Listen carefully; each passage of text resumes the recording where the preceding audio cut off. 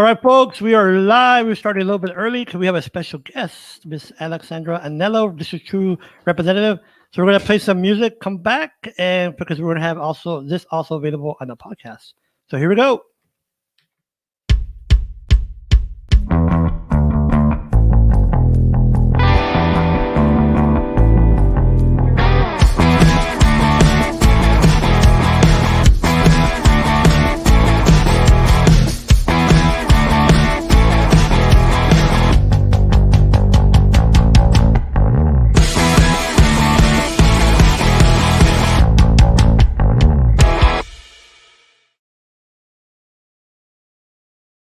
You're watching the No Vision Internet Radio. We are broadcasting both on Facebook, YouTube, and on our website, which is www.novisioninternetradio.com. If you want to comment, we can show those comments on Facebook, the Facebook comments. Well, anyways, today we have a special guest.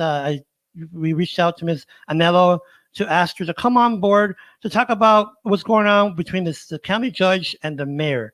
And it's very unfortunate, in my opinion, that the mayor is discounting the order, basically ignoring it. And I know Ms. Alexsandra Annello, Cassandra Hernandez, and Mr. Peter Sportsvine came out with a statement encouraging for individuals to follow the law, which is an order, it is law right now.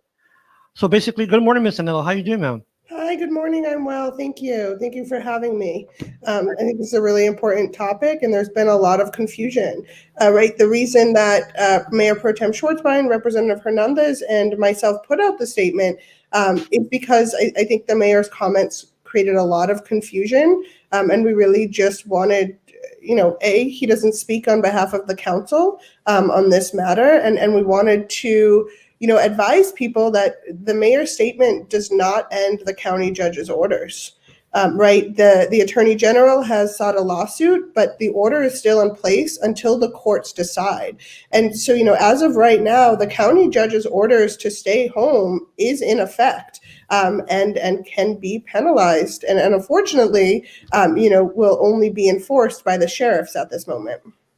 Well, let me ask you, Ms. Annello, coming from a citizen, a constituent's point of view, it's very disheartening and very distracting, especially if you're a business owner. So, do I close? Do I open? Do I go to work? Do I not go to work? So, what would you say? Because you've worked a lot with the mayor, and what would you think? Or is it an election year gimmick? Or 8 notifications. Mail. Now. Microsoft 365. Connect and organize your way with Outlook. Keep in touch wherever you are. Vertical line. Organize your busy life with Outlook. Vertical line. Keep track of important emails and calendars for your daily life, work, school, and sports. Access your to-do list and your list of contacts wherever you are. Outlook is the ad-free app. What is it behind? Is there like a dispute between the mayor and the county judge, or in your opinion, or what's going on there? I don't know what is going on there. At council, the mayor made it very clear that he and the county judge were speaking. A council member put forth an amendment to a motion to have the city manager, the mayor, city attorneys all meet with the county, which at the time I thought was like a little offensive. I know that the city manager has been working very hard, but the congresswoman as well as the county, the mayor was saying he was meeting with the county judge, right? That's what he told us on Tuesday evening. And then on Wednesday, we were hearing other things. And so I can't speak to why the mayor is doing this. At council, he, talked about his relationship with the governor a lot and how the governor doesn't want this to happen.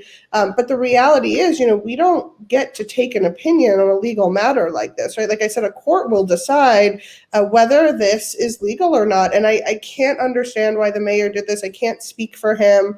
But like we said in the letter, all this has done is create confusion in the community. And this is already an emotional issue. Nobody wants to close down businesses, and nobody wants to be fighting with each other on what's more important, money or people's lives, right? And so for the mayor, not only to make the statements that he made, via a letter or a press statement, but then to go on the radio and tell businesses specifically, stay open, that's simply not the law right now. And I don't understand why he did that.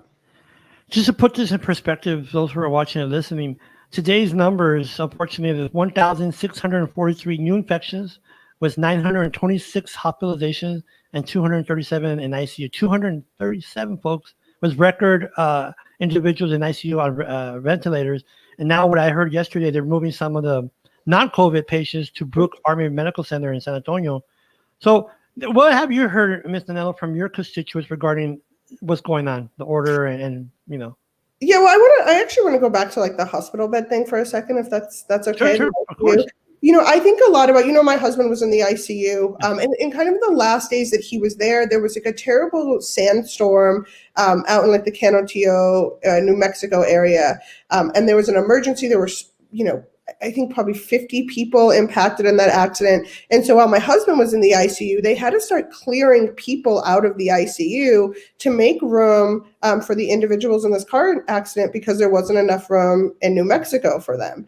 And so, when we're talking about ICU beds being full of COVID patients, right, it's important to remember that, like, if there is a serious car accident, we don't have a place for people to go. This is a conversation beyond COVID.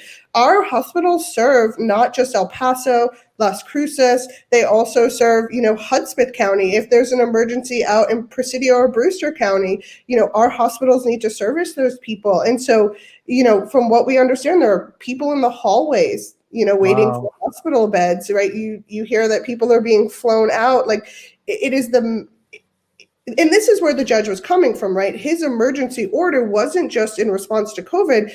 It was specifically in response to our lack of access to medical care right now, right? We're setting up the convention center, which has always been the plan. But the concern is, how did we get there and how do we stop, right? Because we can't keep relying on outside medical facilities, right? If we have a surge all across Texas, at some point, they're not even going to be able to take people from El Paso. And that's why a lot of the communities outside of El Paso, we saw Harris County, Tarrant County, Travis County sign on to a letter saying we fully support what the judge is doing because they know that this will impact their hospital capacity as well. And not only that, if you remember, Ms. Annello, and for those who are watching, that back in March-ish, more like, they had a stay-at-home order just for that, to mitigate the opportunity of people going to overwhelming our hospital. And look at now, we're at the point where it's bloating the hospital health center here in El Paso, and we have no stay-at-home order. And that, well, we do, but the city didn't want to abide by it. And another thing, like Ms. Annello was saying, yes, it's COVID. Yes. But you got to understand, I'll give you an example. My friend of mine, we were talking Thursday. He pulled his back. He was doing something at the house, and he pulled it back. And I'm like, hey, why don't you go to the hospital? He goes, I'm not going to the hospital right now, man. They're not going to take me anyways. I'm just going to. So, like Ms. Annello said, heart attacks, strokes, people on diabetes that is sick, anybody, they go to the hospital right now, they're going to have to wait, or they're not going to get the level of attention that they're supposed to get. And not only that, Ms. Annello, but see, like, for example, they're bringing in all these medical professionals from out of state, and I think the federal government yesterday could bring 100 more people, nurses and whatnot. But we have to understand that you're working with COVID, which is very contagious. So now you're putting our first line responders in jeopardy too.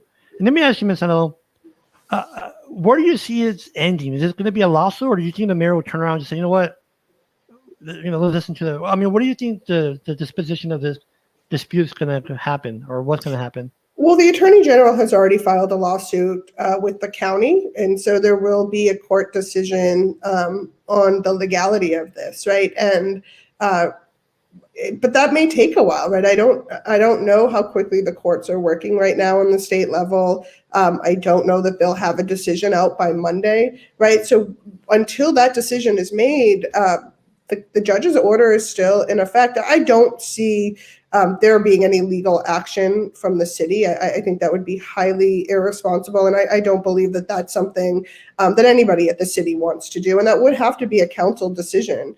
The mayor would not be able to make that decision, but I don't think, again, I have not spoken to him about this. I don't want to speak for him, but I do not see him filing any kind of lawsuit against the county.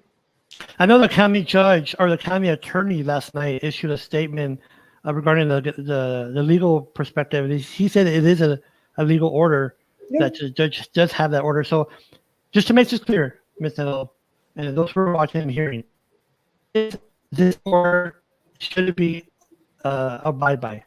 Yes, this order is in effect.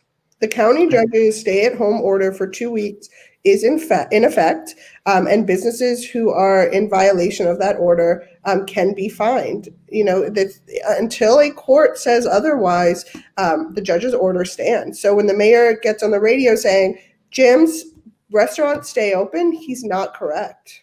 And you know what the thing about that is that you have business owners involved in the same lawsuit that the Texas attorney has filed.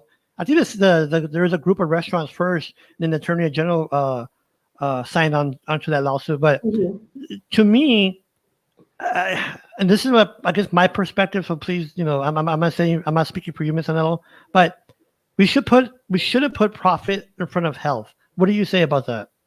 I don't think that we should. I think it's also important to remember that we as a city worked really hard to use CARES Act dollars to help these businesses. And we still have dollars on the table to help businesses with things like rent, with wages.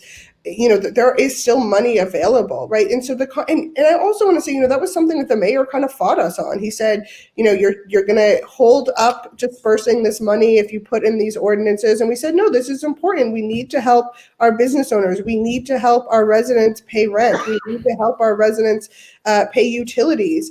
And so there is still money on the table for businesses, for utility support, for rental assistance. And so it's really, I don't think at this point it's a conversation about money over people. There is money set aside by the city government to help businesses through the financial impacts that they're going to have from this shutdown.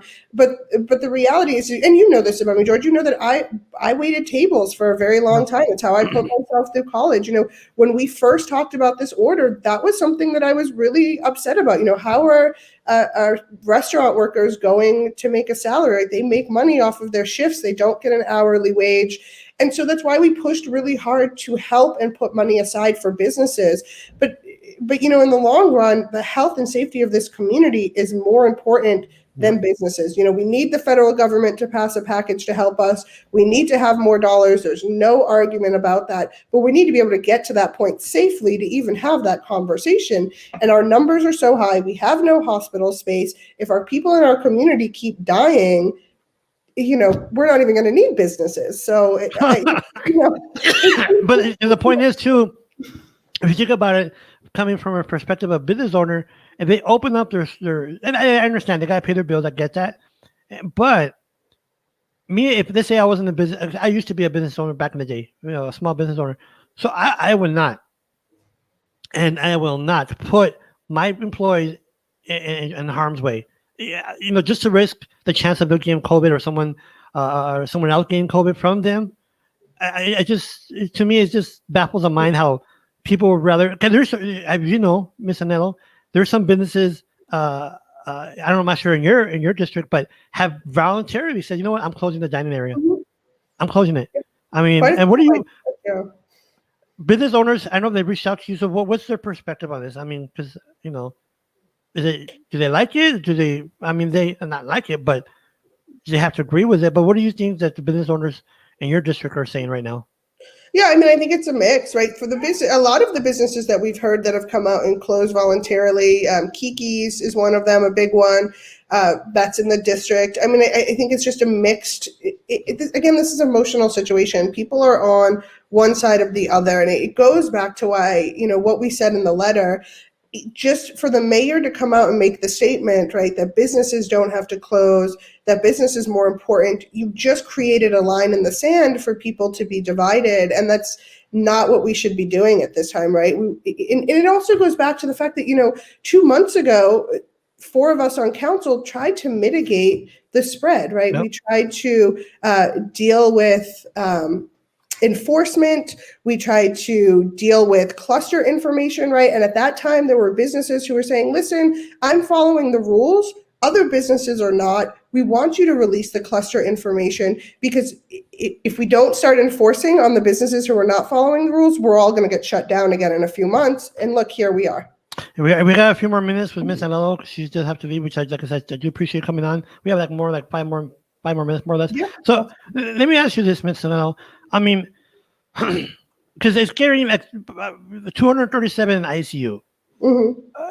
To me, Well, by the way, have you heard anything about Beaumont? I haven't heard anything about Beaumont. If they're I gonna have open that not or- heard anything about Beaumont, no. I Okay. know that they were asking to open it up, but I don't know where we are on that right now. Okay, so you have 237 people in the ICU. God forbid anybody else comes into the hospital and needs ICU, non-COVID, okay, stroke or whatnot. I mean, what can the city do now? The conventions, I mean, the Coliseum or the convention center, Mhm. is that going to be for non-COVID or COVID? COVID. Or how about ICU Yeah, it'll be, you mean, will the convention center be for ICU? or COVID? Haldane ICUs? You know of or not? I'm That's sorry. my main concern. Because my concern is about the ICU people, patients, because they may need more intensive care unit or attention, and if they're running out those beds, that's what's scary.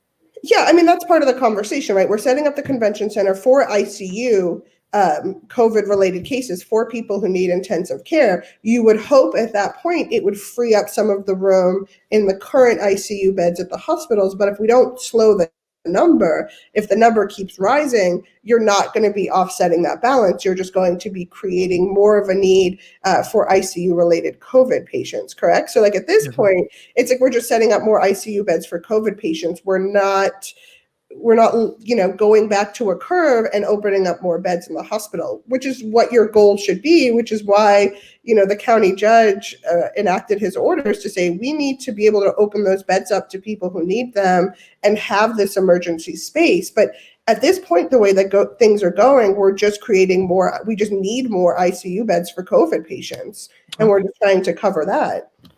We're talking to Miss Alexsandra Annello. She just have to leave in a few minutes. So before anybody was chimed on late here to the Facebook Live or YouTube, can we just go real quick over like an overview? So right now, Miss Annello, just to reiterate, the judge's order. Do people listen or abide by that or not? Yes, sir. Yes. Okay. The judge's order is in effect. It has been challenged by the Attorney General, but until a court of law decides if that is a legally standing order, it is in effect. Okay. I just wanted to repeat that in case somebody coming online like, what's going on here? I appreciate that. They see you on the hey, was so Mr. Nello, I do appreciate, like I said, you coming on. What can you say before we leave to people that are, like you say, emotional? I mean, just stay vigilant. What can you say? What can you assure your district? I mean, because people, I know, look out to you and say, okay, they look at you if you're from the city, and so I guess comfort words, if that's the way to say it. Yeah, I mean, we're going to get through this, right? I think the point of the letter that we wrote, the point of the conversations that we're having is that it's unfortunate that there has been a lot of back and forth. But the reality is that there need to be a lot of hard decisions made right now. And we're doing that not to divide the community, not to put businesses over people or people over businesses, but because we care about this community and we want us to get through it. Our numbers are rising right now. But we're trying to stop that, right? The county judge's order was a direct response to our hospital capacity and to our rising numbers. And so, hopefully this will have a huge impact. 2 weeks of closures, we will see a downturn. We will come out of this stronger. And all of the back and forth and the bickering is not the majority of elected officials in this community. And we are doing the best that we can. And we'll continue to be vigilant. I want to say, the county judge knew when he put these orders out that it could have been contested by the state, and he was willing to do it because he knows what is right for this community. And other large counties across the state have signed on to say, Governor, you really need to look at what's happening and allow El Paso to decide what's best for their community. And it takes a lot for the county judge to do that, right? It took a lot for the council members who voted, despite the item failing, to say, we're willing to challenge the state because the people in this community are the most important. And there are people in government and local government and state government that understand the severity of this and are going to do what is right to keep people safe. I mean, I appreciate but I appreciate that, like you said, certain elected officials and yourself and Hernandez and Sportsfine, we want to take the politics out of this and look at the health aspect of this. I mean, you have medical professionals saying wear gloves, wear a mask. I mean, you have, and that just shows real fast. You have the president saying, "Oh, that's just crazy thing. We're turning the corner," and so people be careful, wash your hands, stay 6 feet away, wear your mask, and wear a mask, definitely. listen to the order, like Ms. Annello is saying. So I think we're out of time, Ms. Annello, because I know you do have to leave. I appreciate you being on this busy day. I'm more sure it's busy for you, especially coming up for this new week. When's the next city council meeting, by the way? The next city council meeting is not this Tuesday. It is the following Tuesday. So that would be, pulling up my calendar, November 9th and 10th. Is the city council going to address this as a whole regarding the order or not? Do you know? I mean, I'm sure that we will be talking about it in council. Like, again, you either need a majority of council or the mayor to call a special meeting. Previously when COVID kind of first kicked into gears, we tried to do a special meeting. The 3 representatives who wrote the letter were unable to get the signatures signed on. So, I mean, I definitely think this warrants a special meeting. I definitely think the community needs a special meeting. And that is up to the mayor or the majority of council to call one. But as of right now, we're scheduled for November 9th and 10th. Wow. Well, what can we do about that, Ms. Annello? Yeah. I mean, but like I said, thank you so much, ma'am. You're always welcome to come back on the show to talk about, especially important things like this, about the order and the discrepancy between the mayor and the city and the county judge regarding who to listen to. It's like when you're a little kid, you listen to mom. You listen to dad. Who do you listen to? I mean, the reality is that the council, the city does not have the right to take an opinion or to supersede the county judge, right? And so only a court of law can do that. And until they say that the order is not in effect, it is in effect. Oh, before you leave, real quick, I'm glad you mentioned that. And there's one thing I'm going to cover real quick. Now, in the way the structure is, that I know, but it's a rhetorical question. So the city, in essence, is lower than the county. So, for example, the county judge issues an order and whatnot. The city has to abide by that, right? By law. Yes, sir. So the county is a subsidiary of the state. So it's city, county, and then state. Exactly. That is how the order goes. So I guess here in El Paso, it's the city and then the state. Anyways. Depends who you ask. Skip the county. Skip the county. But anyways, thank you, Ms. Annello. You're much appreciated what you do for our community, standing up for those city councilors sometimes are looking out for other things other than us. I'll say that. But thank you, ma'am. I appreciate it. And I know you have to leave. Thank you so much. Yes, bye. Bye-bye. Well, we were talking to Ms. Annello, District 2 representative. Folks, just listen to the county judge, follow the order, wash your hands. I know it's repetitive. I know we have virus fatigue. We get tired of it. But at the end of the day, you have to do that, folks. You have to do it because it's not only for you, but to those around you. And I'll give you a quick example. By the way, we're going to come up to the 11 hour. We're going to have Mr. Ben Carnevale on. He's the owner of Sun City Medical Media Group. We're going to talk about the COVID, the races. They're coming up in the November 2nd or 3rd ballot. So let me tell you how to put this in perspective. A family friend of ours, her husband uses personal care attendant services. And her husband, the attendant, showed up to work sneezing and coughing. No gloves, no mask. She said she had allergies. So she goes to work. She attends to her husband. Guess what? She had COVID. So now her, which is a family friend, her husband and her daughter have it. Her husband, which already was in distress, medical distress, because he needed personal care attendant services. He couldn't care for himself. Now he's in ICU fighting for his life. And that's what I'm saying, folks. It's not only you. It's not an I thing. Okay? It's not it's an inconvenience not going to the store or to my favorite restaurant and sitting down and eat. It's an inconvenience for this or for that. Folks, sometimes we just have to live with inconveniences. It's part of life. It's like myself. I'm blind. I consider it an inconvenience. And I work with it. I work around it. No big deal. What can you do? And this is temporary, folks. So as quick as we get to following the orders, get this virus down, flatten the curve, we're going to get back to normal life. Okay? So those, I know there's individuals that my civil rights regarding the masks. How dare you go against my civil rights? You notice what they're saying? My civil rights. Well, how about our health? How about that? So just think about that when you go out there and you see someone not wearing a mask and you tell them not to wear it. Oh, how dare you tell me not to wear a mask? That's my right.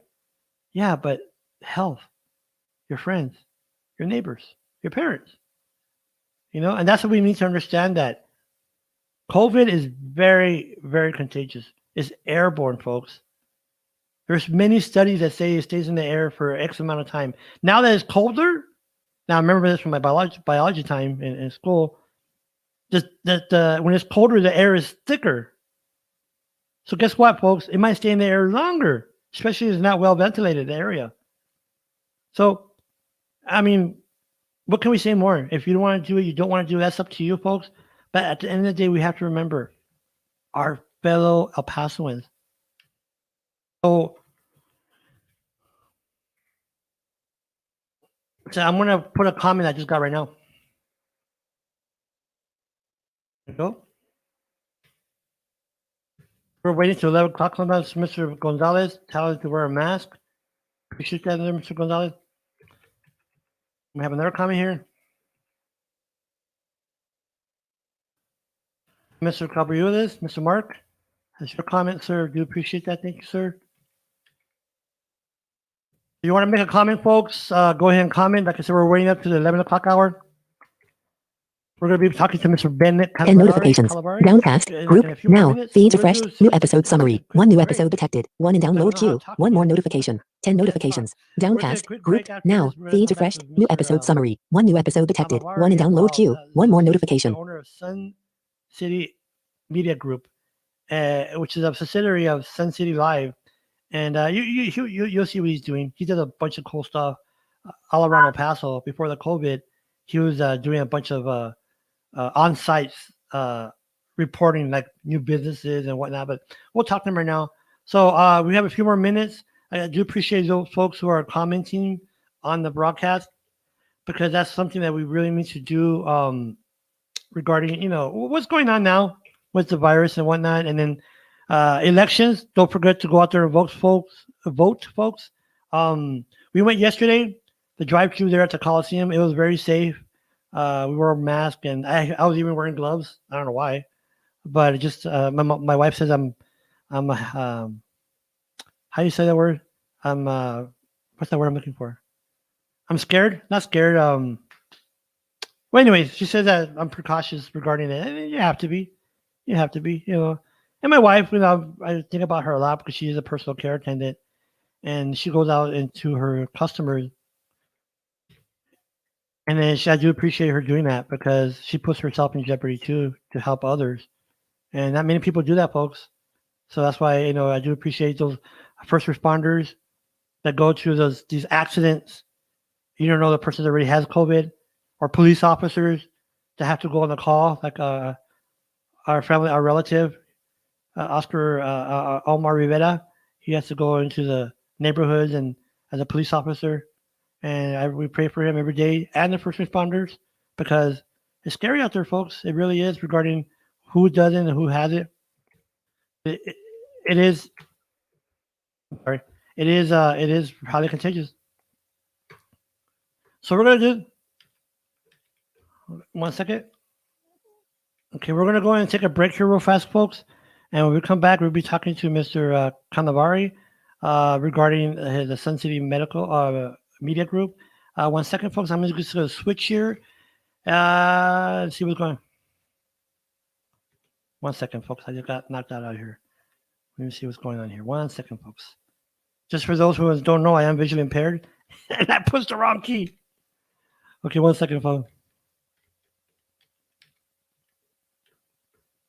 Oops. Okay, here we go. All right, folks. We'll take a quick break, and we're going to come back with Mr. Ben Carnevale. Hold on, folks.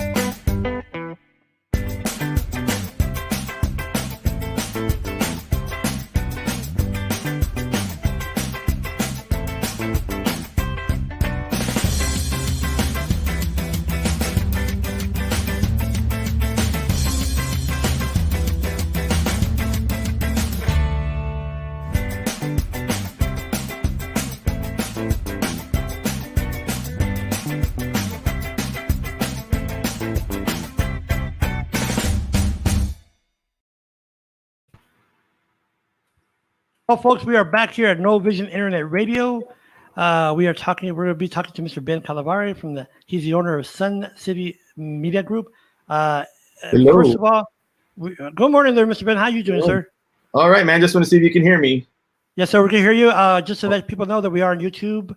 We're streaming live on YouTube, Facebook, and also on our website, which is www.novisioninternetradio.com. And Mr. Ben, first of all, how are you doing this morning, sir? I'm doing all right. George, how are you doing, man? Great, sir. So can you do me a favor? Just give people a good run back on who you are and what you do, because I tell you what, folks, this gentleman, he does a lot of cool things around El Paso, and we're very privileged to have him on our show. And so this is your time, Mr. Ben. Go ahead and talk, sir. I spend a lot of my time, George. Thank you for having me. I spend a lot of my time talking to you, actually. Yeah. we spend a lot of time conversating about different topics. But I do a lot of things around town. I started Sun City Media Group for one specific reason, to bring people news and items that are of importance without the filter of the mainstream media. Just flat out raw videos. As you can see, Sun City Live Streams is our first branch of the media group. We're going to hopefully grow it into other areas as we move forward with the idea. And the concept is, let's get out, let's do some live streams so that you at home can see when the TV, Channel 7, Channel 9, all these locals, NBC, ABC, when they cut off their cameras or they filter it from Sun City Live Streams, you're getting the raw data, the raw feed, the raw, what's happening right now. And that's really what I think the media is heading towards, because people are getting tired of being filtered, being tired of not being able to hear and see what the real story is. And, that's really what I do. And the idea is to help small businesses, not only small businesses, but events, sports teams, you name it, whatever's going on around town.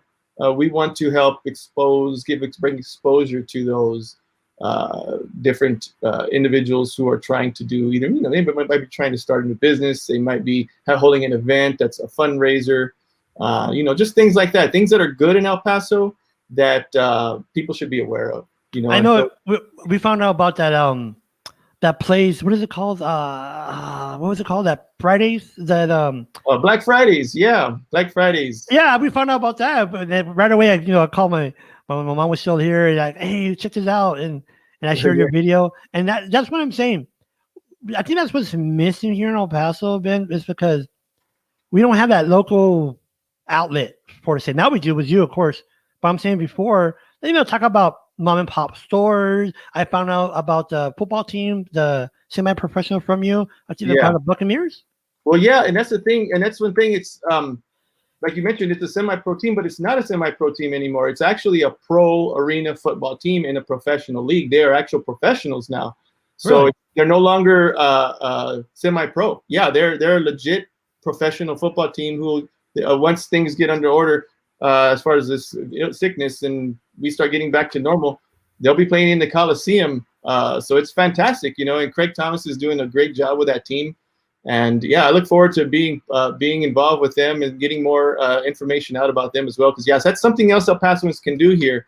It's going to be affordable. It's going to be fantastic. Arena football is a 50-yard football field. It's half the size of a normal field, and it's a lot of action.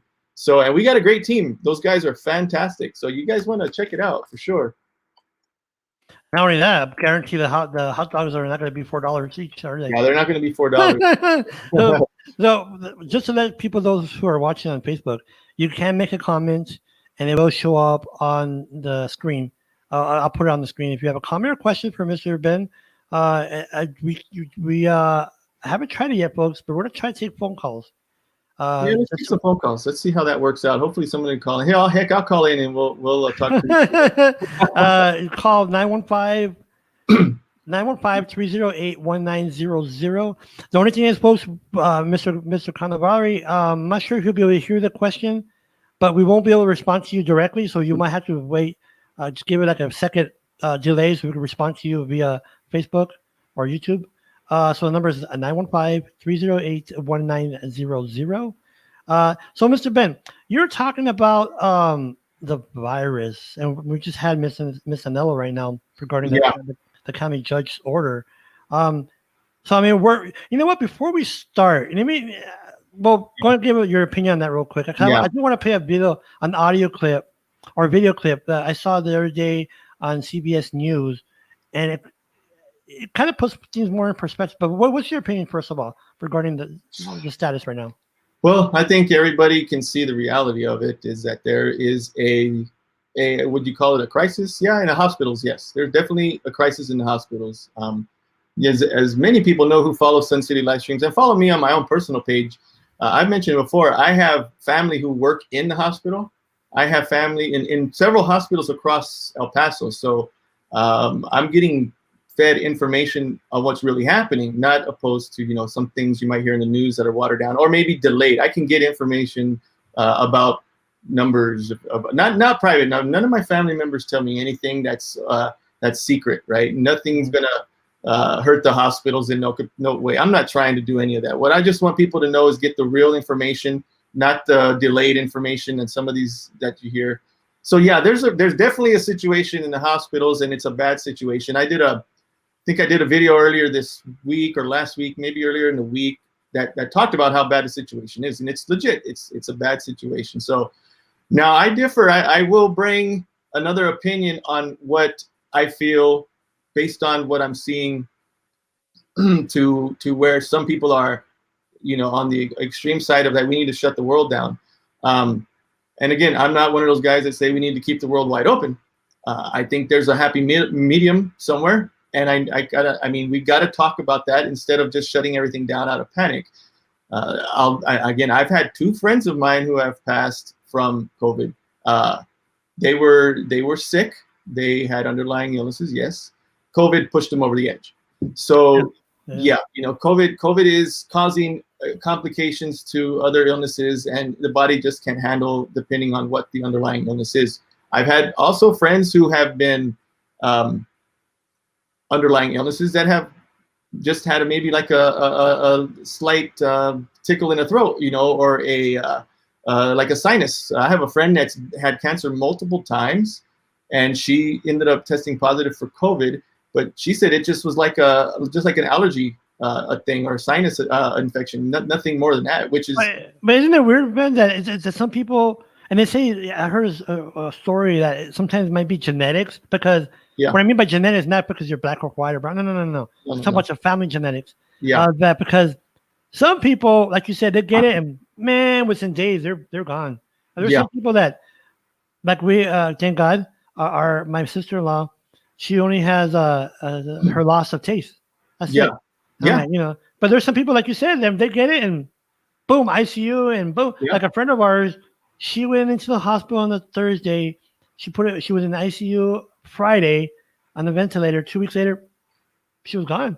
And so but let me play this video real fast, and just so people can kind of. Okay. Tonight, we are seeing an alarming rise in new coronavirus cases from coast to coast. New infections are up in 45 states over the past 2 weeks. Nearly 95% of the U.S. population lives in a state where cases are rising.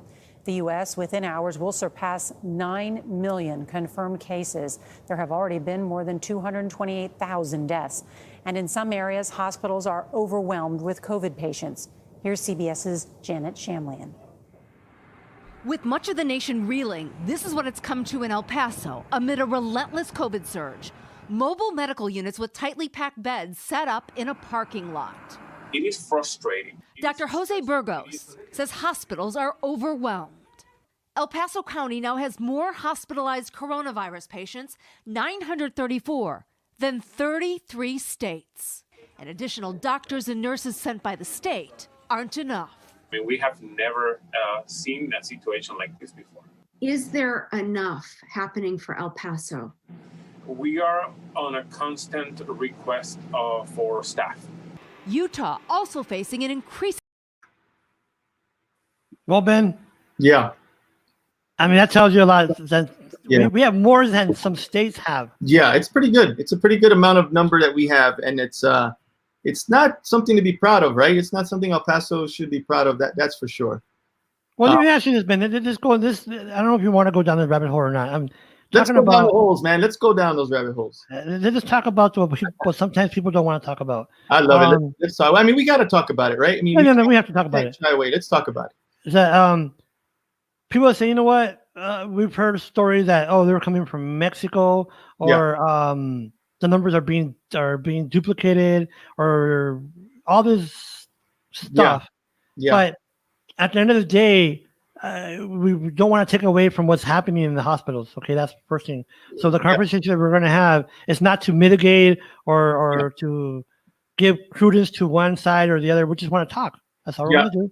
This is talk radio, or internet talk radio. So let's go with this, Ben. So what are your state's perspective? Let's go with people coming from Mexico. What do you say on that first? So I decided to do a little investigating. I mean, we saw the news report the other day on, I think it was Fox, where they had they showed a video of an ambulance at one of the bridges picking up a sick person and taking him to the hospital.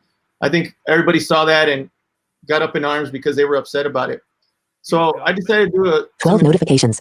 Mail, group, now, Mixcloud, weekly update. What I saw was less than https://now03.com/?com/?mark https% %, to F% San Diego, Mixcloud.com% to Pigeon% to FF4% 3D% to FPCOG 3DCBB 3 Kiosk 7 Schoolcosm 7 Tax 4G RV 730WZ7 222 WUVGT 6 EVG 7 C53 and I think you're 2 ML7 M2 UHBJ 6 GSRU. One more notification from Outlook. Did you hear that?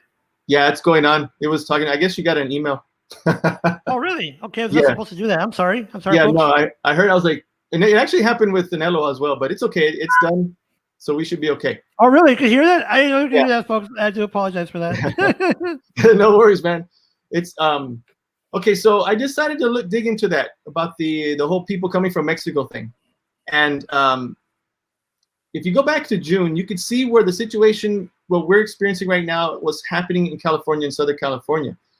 And the Border Patrol responded. And in fact, they just responded here yesterday as well. And they made it clear, the people coming from Mexico are not illegal, or they're not Mexican nationals. They're actually American citizens, or those who are residents of the United States. So by law, they're allowed to come in if they live in Mexico without any resistance at all. They're American citizens and they're legal residents, so they have every right to come across. So what they do is when they get to the border, some of them take an Uber or some other ride to the border, and they might not have, they might have a driver's license here or whatever, or a car here, a way to get from the border or from the bridge to the hospital. So they just call 911, and 911 comes to pick them up because it is an American citizen or an American national or a legal resident. So by all means, we're not receiving illegals through that bridge, or I don't know if you call them illegals. I don't care. It's what's the typical. The ones who are not supposed to be here, I'm going to call them illegals. You can get upset at me or whatever. They're illegal residents or Mexican nationals. They're not allowed to be here legally, especially with the closure going on, with the border closed. But the far majority of them are American citizens and American nationals or legal residents. So that being said, I don't think it's effective, or even I think it's counterproductive to criticize that kind of thing or to draw conclusions. Now, are there some Mexican nationals or non-Americans in our hospitals? Of course, there's always that situation. But to go out to the limb and say the far majority are illegals, and that's not fair. That's not accurate. So I like to have things that are accurate. I like to have news and information that's accurate so that we can understand exactly what's happening, not jump to conclusions about what we think or what our emotions tell us. Because the biggest problem we have in the United States today is people jump to conclusions based off emotion instead of fact. And then what happens is they jump so fast that when the facts come out, they then find another crutch to lean on or another excuse to lean on to support their emotion. And that's not effective for America at all, especially the situation we're in right now here in El Paso. Well, I mean, to me, Ben, is that sometimes we want to put blame on people, like for example, what the mayor is doing about blaming the young folks and whatnot. I think what's happening a lot. We're looking at who to blame instead of fixing the initial problem. For example, right now we're having a problem, and we're going to go into this, folks, regarding the youth going to parties or going to this or going to that, and it's not necessarily to blame, but kind of focus on what's really happening, because we were at what 300, 200 in August, September, and all of a sudden just book. Just jumped up. What a coincidence! Maybe when the school's opening, I don't know what it is, but all of a sudden now we're in the thousands. That today we're 1,600 people, and so I mean, do you think that people are just like virus fatigue, just saying, you know what, I'm out. I'm just going to do whatever I want to do now. Well, because I know. What do you think, Ben? That's the thing. I think there's no one, and that's what I was trying to explain to some other friends of mine that, we talk often, but I think there is no one source of this jump, this increase, because you saw just based on that news report you showed, it's happening across the country. And is it happening because of the fatigue, COVID fatigue? In some cases, yes. In all cases, no. When you look at the numbers that the city put out, and we got to go back and we really got to look at this, because some of it doesn't make sense. When you look at the numbers put out on the cluster information as far as the hotspots, the highest one was stores, right? The highest percentage was stores. Yeah. And then the next one was, do you have the numbers with you? I don't have them with me right now, but the next one was, I got to dig them up. But let's just talk about the stores for right now. Okay.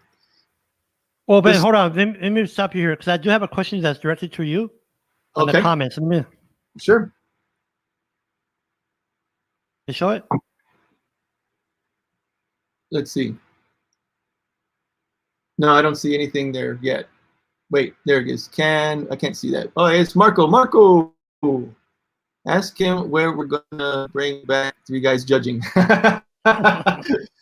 Marco Covarrubias, he's we have a show called Three Guys Judging on Sun City live streams where we go out and we discuss the restaurant.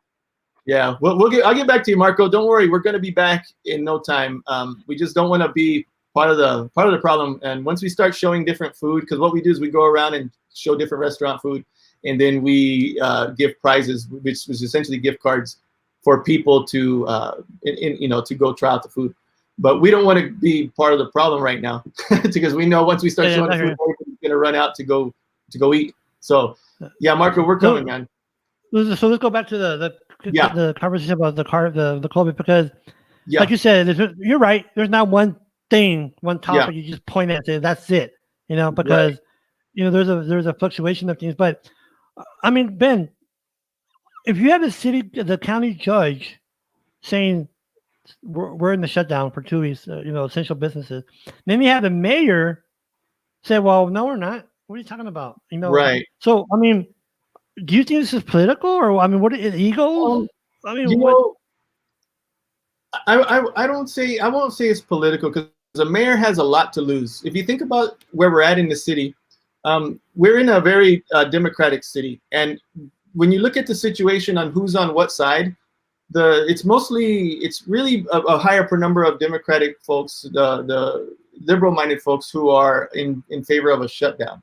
So if the mayor said let's not shut down, anybody on the fence is gonna there's a lot of people on the fence about who they're gonna vote for mayor. That's gonna push him over the fence to anybody else except for him.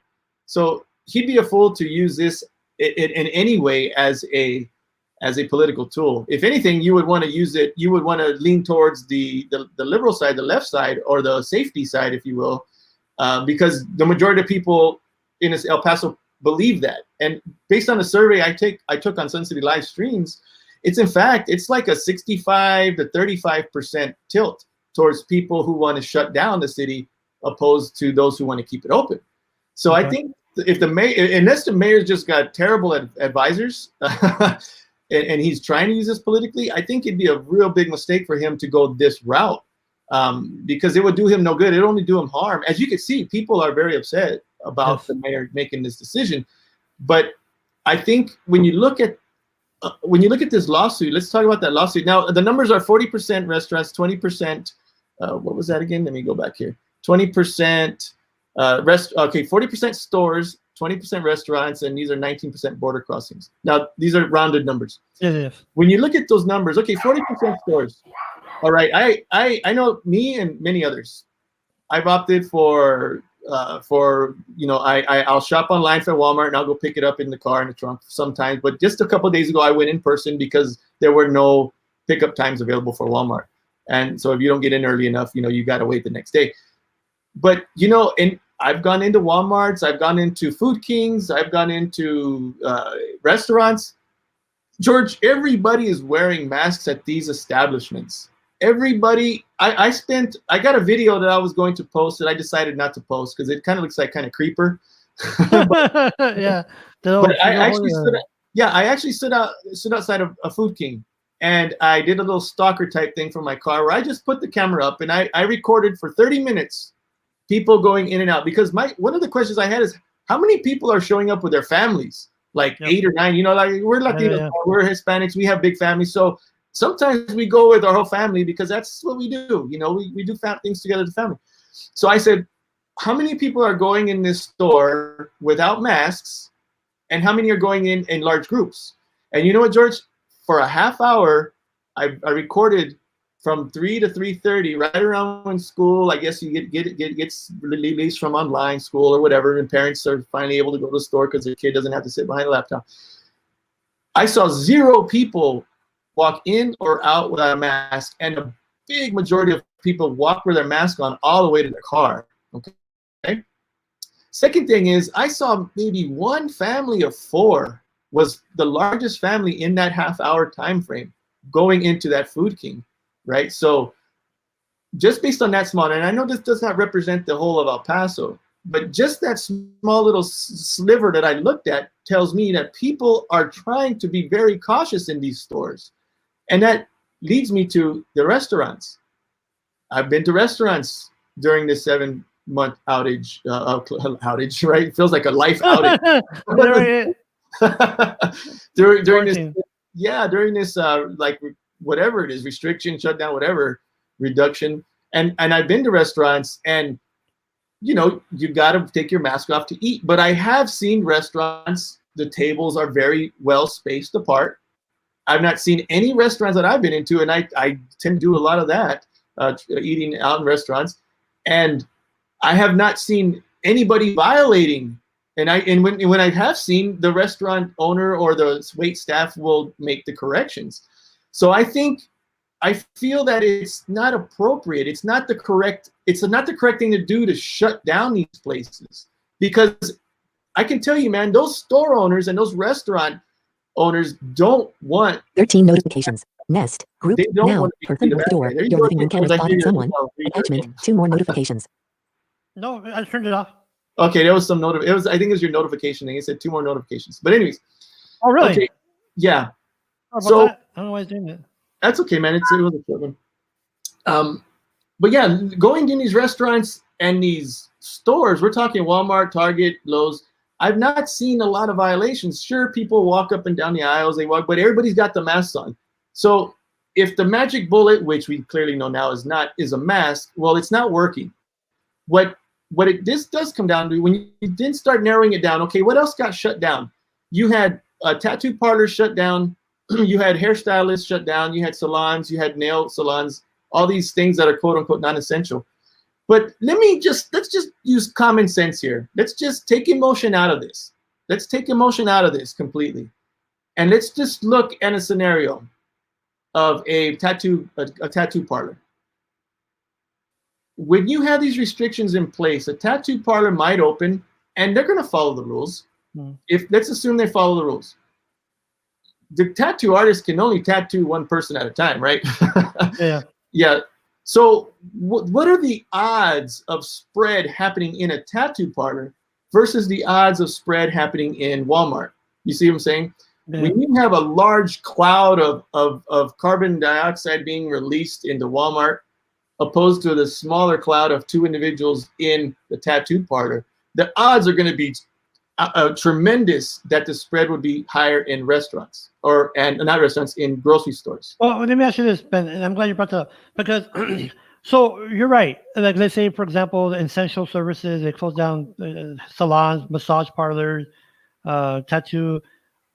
But you're right, because if you think about it, even going back into March when they had the full shutdown, remember you had to be when you're in the streets, you had to have a letter where you're going or why.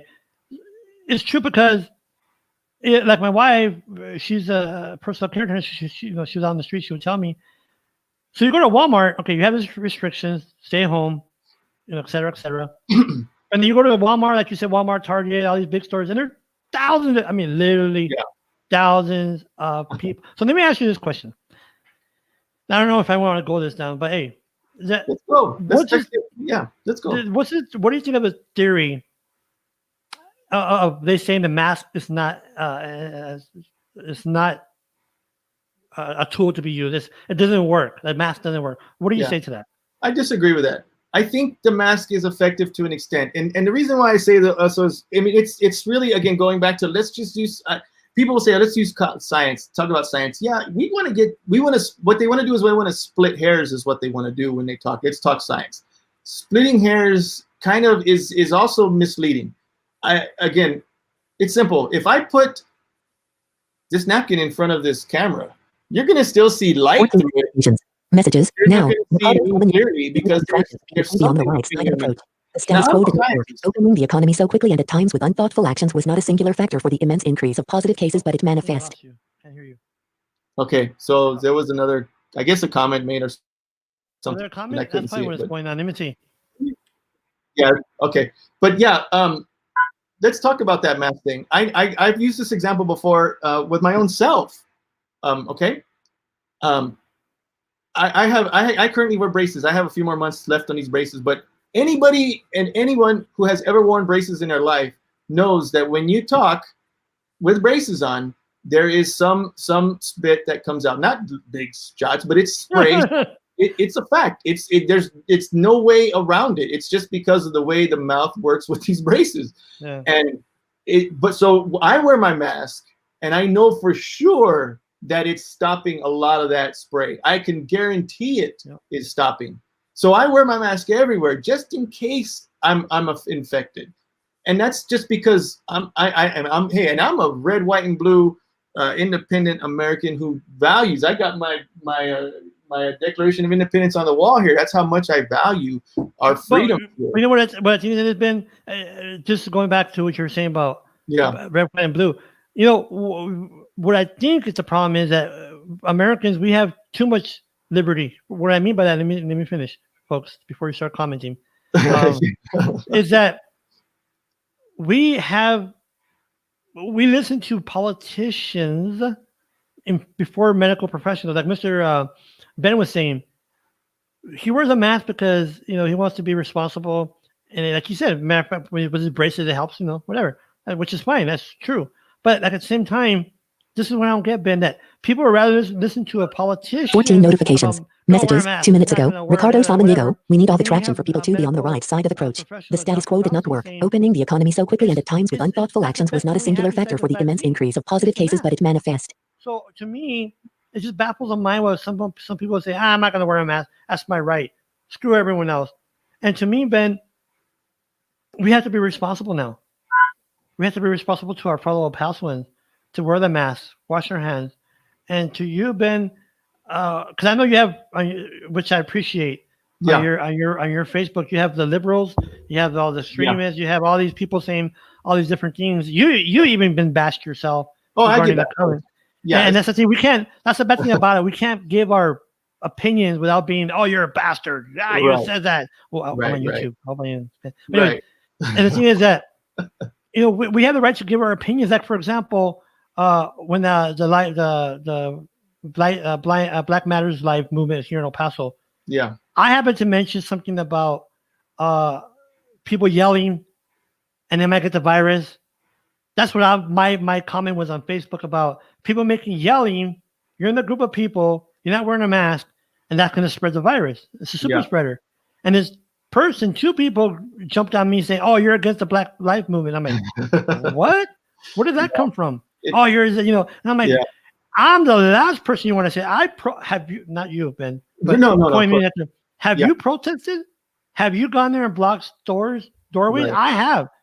Yeah. Police have come. So don't you dare tell me that, oh, Yeah. you don't know what you're talking. I've been there, folks. I protested. I walked the walk, and I'm not going to say the bad word. But the Right. thing is, that's what people need to understand, Ben, that Yeah. this is not a thing about being politics. This is about medical. Right. And then when the people start using this crap about, oh, that's my civil rights, and Right. how dare you tell me not to wear a mask? And what do you say to that, Ben? I mean, because I have you're open-minded. I like that. Yeah, and it goes back to what you said. My own personal, the way I live my life is I respect everybody's comments. I have friends that are like extreme right, that are hardcore, nothing that Trump can do, nothing that Trump does is wrong. I mean, and I have people on the extreme left that every breath out of his mouth is evil, but I have friends, I mean, with the past things I used to do in the past, I've had to work with everybody. I've always worked with everybody, and I've learned to respect, and my parents brought me up to respect everybody's opinion. Not everybody's right, but everybody's opinion is valid, and that's what's important. That's what we've lost in the United States. A lot of that people don't think they're valid, but I believe everybody's opinion is valid.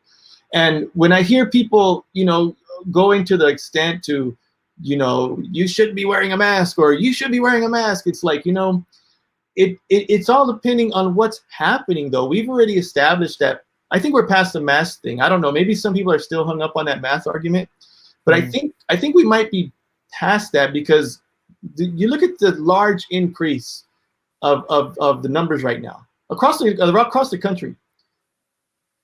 When you look at the statistics they put out, 70% of the people who wear masks all the time are sick.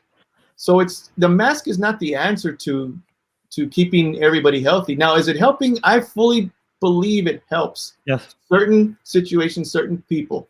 I think it helps. I think it's valid for somebody like myself who has braces, who is going to be, spitting stuff out. It behooves me to wear a mask just to keep everybody around me. Hey, Ben, how do they say it? Don't spray it, just say it. Yeah, don't say it. Don't spray it. Yeah. I can't help it sometimes, and because of the darn braces. But the reality is I'll just do it out of courtesy for everybody else, right? You said it. You said it, Ben. Yeah, you said it. Right. Courtesy. Right. And courtesy. But that goes back down to personal decisions, right? And it's all it doesn't make a person who doesn't wear it any less considerate. It really doesn't, in my opinion. It just means that they have their own approach to their things, their way of life, the way they feel about the situation. But what I say to my friends like that, well, if you happen to get sick, they're going to say it's because you didn't wear a mask. And that's going to be an easy target, right? But going back to the number, 70%, and I got to find the news outlet that put that one out. 70% of people who are COVID positive have said that they are wearing a mask. So what is it then? Well, you know what the answer truly is, George, where the spread is happening? I think it goes back to what you said. People are exhausted. They've got COVID fatigue. But it's right here, man. It's right here at the end of your arms, our hands. I know for a fact people don't wash their hands. People have gotten lazy now, and so they don't wash their hands. Well, before that, Ben, before even the COVID, you know what I would tell people all the time? I would ask people, what part of the body is the dirtiest, do you think? And people, oh, my mouth, or my butt, my feet. Nope, your hands. It's your hands. Your hands pick up everything. I was reading an article that they said, I think it was our local news channel. It might have been 7 or Fox, but they sent 5 items. They took swabs of 5 items. They went to a grocery store, right? And they swabbed the handle. And they did all these things, and they sent them to a lab to be tested, and only 1 out of the 4 items came back positive, or 5 items, and that was what, George? Do you remember? The countertop? No, it was the gas pump. 15 notifications. Oh, that's right. Twitter. Now, that's news right. for you. Right. French police say an Orthodox priest was shot in you know Lyon. what that is, George? That's talking is Twitter. Oh, really? Yeah, it's your Twitter. Oh, you know what it is? I know exactly what it is. Yeah. Let me unplug it. Okay, let me do that. All right. I know what it was now. I do apologize. No, it's so what it is the person when they swabbed the handle on the gas pump, that's where the COVID was found. That's where it came back positive. So, but people think about that scenario. You get out of your car, you go to the gas pump, you put the gas pump in, you pump your gas, you do all that, you get back in your car, you touch your car handle, and you drive away. Let's just say you happen to drive to McDonald's next, and you grab, or Whataburger. You cannot drive without eating a French fry. Right? No, I hear you. Right. Or you scratch your face, or you rub your eye, or you do something, but you didn't have any idea that you got it from that handle on the gas pump. And it came not from you not wearing a mask. It came from your dirty hands touching other things, and it ended up in your system in one way or the other. So it goes back to, George, what I was saying. Personal responsibility and accountability is going to prevent a large number of these things. Whether you choose, like myself, my parents are in their 70s, and we see from the statistics that elderly folks are, it's dangerous. More elderly folks are dying than any other in their 60s, 70s, and beyond. So I make it a point, if I'm going to go out and do an interview, or if I'm going to go out and be in a crowd, a grocery store, and it's hard, it's very difficult, but I self-quarantine myself long enough to see if I'm okay or not. And then I happen to get tested just to verify. And then once I come out negative, and once I know I've quarantined myself, then I'll go to my parents' house. But even when I go to my parents' house, I don't sit close to them.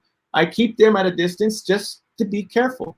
And I've not been sick this entire time, but I'm taking every precaution. I'm washing my hands all the time. I mean, I always did before, but now I make it more of a point to wash them a lot longer than I used to before, because I don't want to be sick. I don't want to, and I know the situation in the hospital. So it comes on a personal responsibility as well to prevent this thing from spreading as like it has. Now, well, let me ask you this, Ben. Let me ask you this. You said personal responsibility. Let me ask you this question: when it comes to those individuals that are dead fast that this is their civil rights not to wear a mask. Well, I mean, because we know those people. I have them on Facebook. Yeah. How dare you tell me not to wear a mask, and it's my rights, and I mean, what do you say to that? I mean, what's your take? Because my take is you're being irresponsible. That's my take on it, right? And then there's some other people that will say, "Oh, my AGA rights were violated." I had a guy reach out to me saying, "Oh, my AGA rights were violated." I'm like, "What happened?" I went to a store and they didn't let me in because I wasn't wearing a mask. I'm like, "That's not AGA, brother. That's." Yeah. Well, then he switched to, "Oh, that's my civil rights." I'm like, "Well, pick a color. You want civil rights? You want AGA? Don't mix them two, because that's not the same." And then to me is that, and I saw a comment yesterday that really pissed me off. And a guy says, "Well, let us choose if we want to get the virus." Really? You're gonna choose. So, I mean, what do you say, man? I mean, that's part of the love-hate thing we have with America and the Constitution. That really is. There's got to be a time, and I'm a firm believer in the Constitution and our rights. I'll fight for those rights. But at the same time, I think if there's a situation where, say, people are dying on the street corners because of plague, I think then you step in and you do some extreme measures. I think right now we're seeing an overwhelm of the hospitals, not by deaths, not from deaths, but from infections, right? Illnesses and people. And this infection knocks you on your butt when it gets you that bad. It really. In fact, I have a family member in Juarez right now who's intubated. Really? Yeah.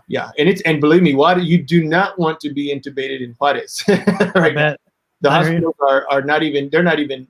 They're nowhere like we have them here right now. They're just, and you know how it is. You got to have some money to really get the good care in Mexico. So especially in Juarez. So it's but it is. I think Ben. I think what the problem is that a lot of people are quick to say, "Well, Mexico, their service is not good, so they come over here."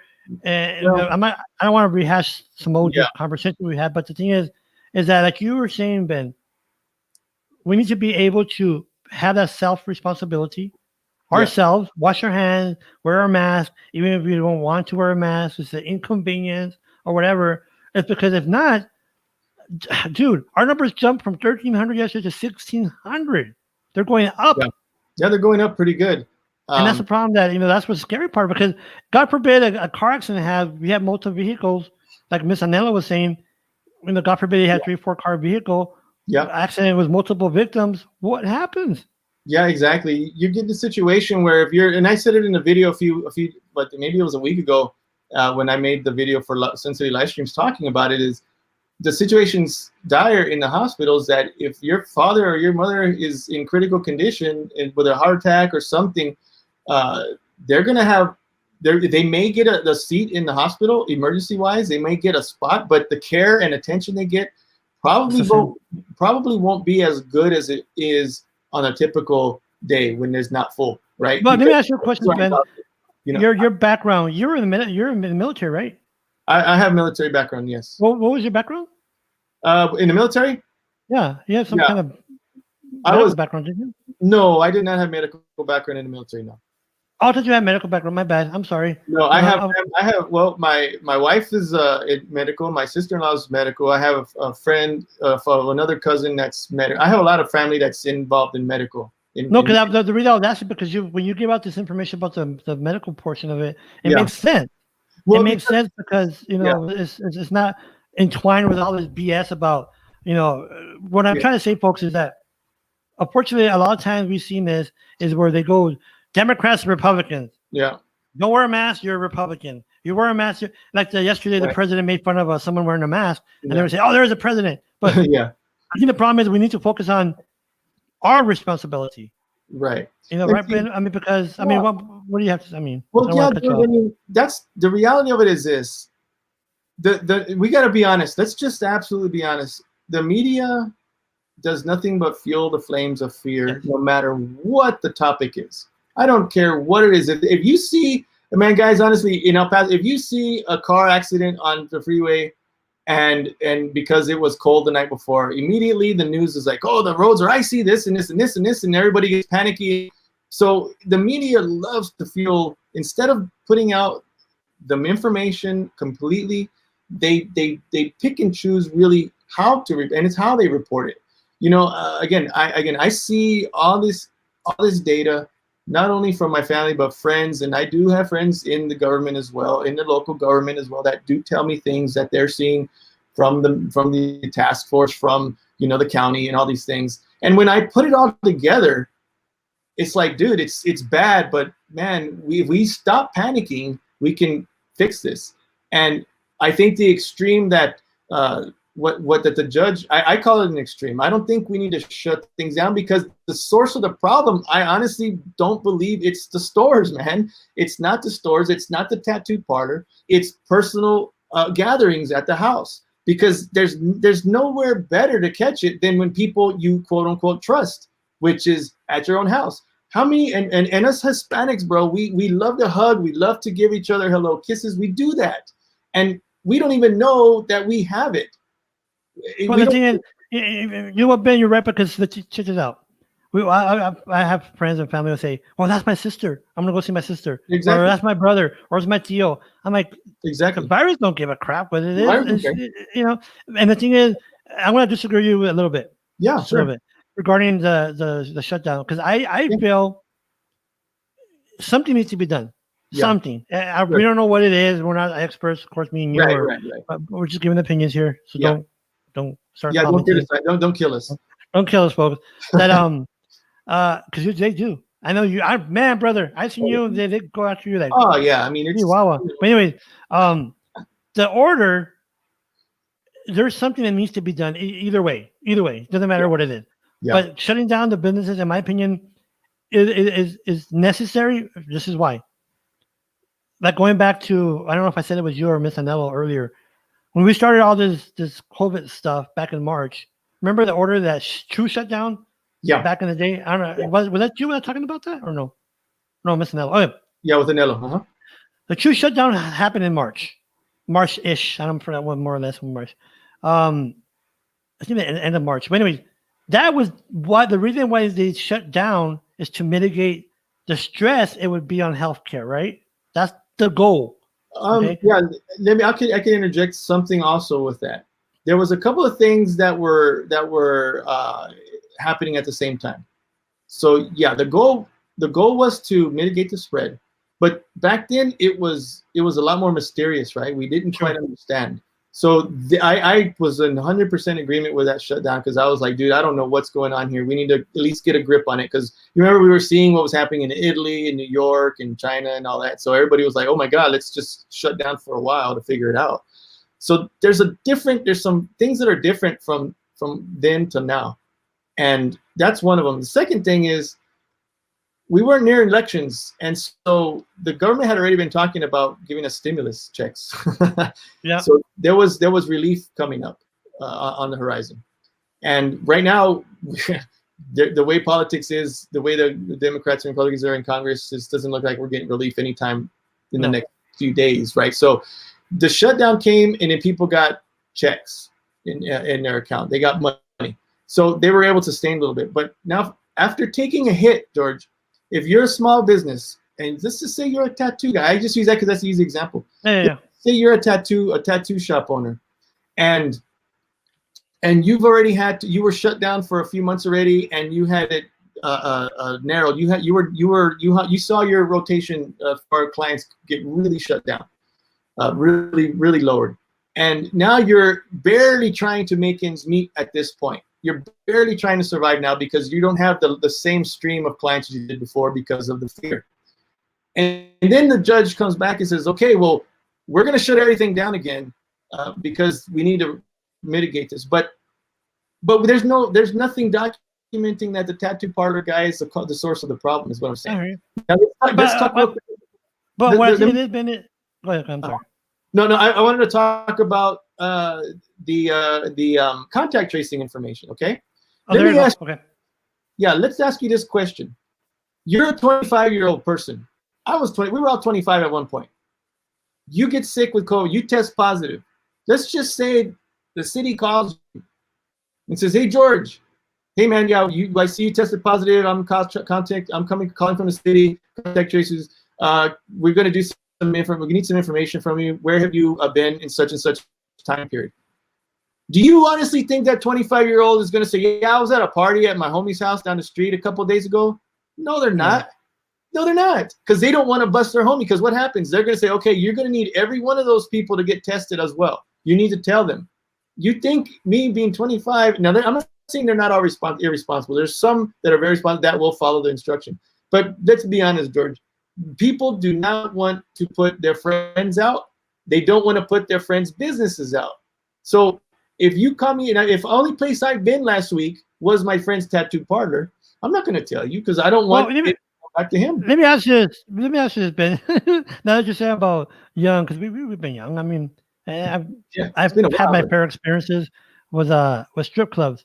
So what do you think about this thing about, like you said, the media focused on the media, the strip clubs being allowed to stay open?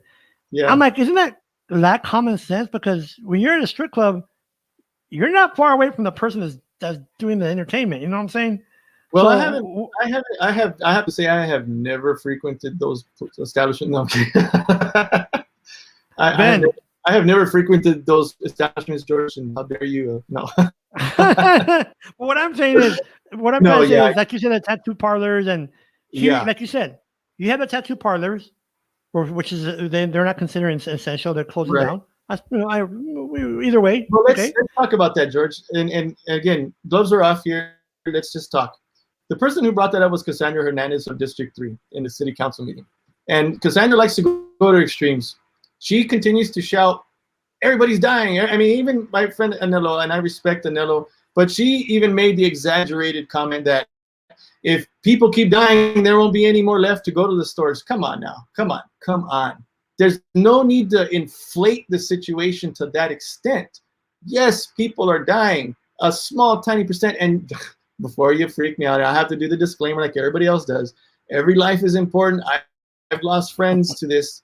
So it's not like I'm discounting the deaths. But you have 99.9% of people who are still living and need to live and feed their families. Now, to target the topless bars like Cassandra did was very, I think, unfair. Because if those clubs are running as they're supposed to, there's an ordinance that says you can't be within 6 feet of the dancer to begin with.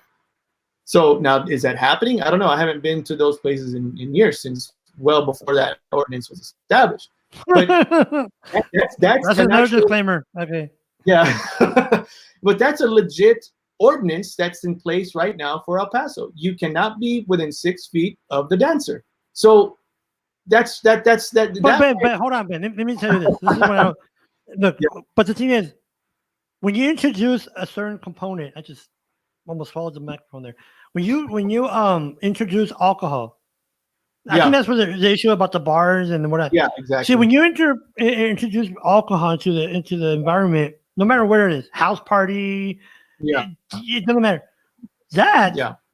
Yeah. alcohol will say, you know what? Screw the virus. ¿Qué pasó, compadre? And then, Yeah. everything goes out the window, right? Yeah. No, you're right. And the thing is, and the reason what I'm trying to say is, Yeah. like you said, we have to put everything in this little compartment because you have tattoo parlors, you have major brick and mortar stores like Walmart, that have thousands and thousands. I wouldn't want to work there, honestly. Right. Then you have strip clubs, bars, and then restaurants. So you have all these. So it's kind of hard to put a cookie cutter into all these different environments because it's not going to match. It's not possible. It's not. So let me, before we go any further, and I do want to talk about this because you do have a lot of information about and I don't want to switch subjects so fast, sure. but the politics. Yeah. You did a thing on Sunday Live, which I think was really awesome. You broke down every district. Race. Yeah, and you gave it a straightforward, assessment. Nothing, So I think because you brought up Cassandra Brown, so I want to start from 2, 3, 7, and 8. Because voters coming elections coming up December 3rd, which is 4 days. 4 days. And I think those who have not voted, I think that we're going to about to talk about, it's going to put now, folks. Before we start, we're giving our opinions. Opinions. These are opinions. People might take it as endorsement or non-endorsement or whatnot. But so let's go and start with District 2. District 2 has what, 3 candidates? Yeah, Cassandra. I mean, Annello. You have I got Judy Gutierrez. Judy Gutierrez and the other two.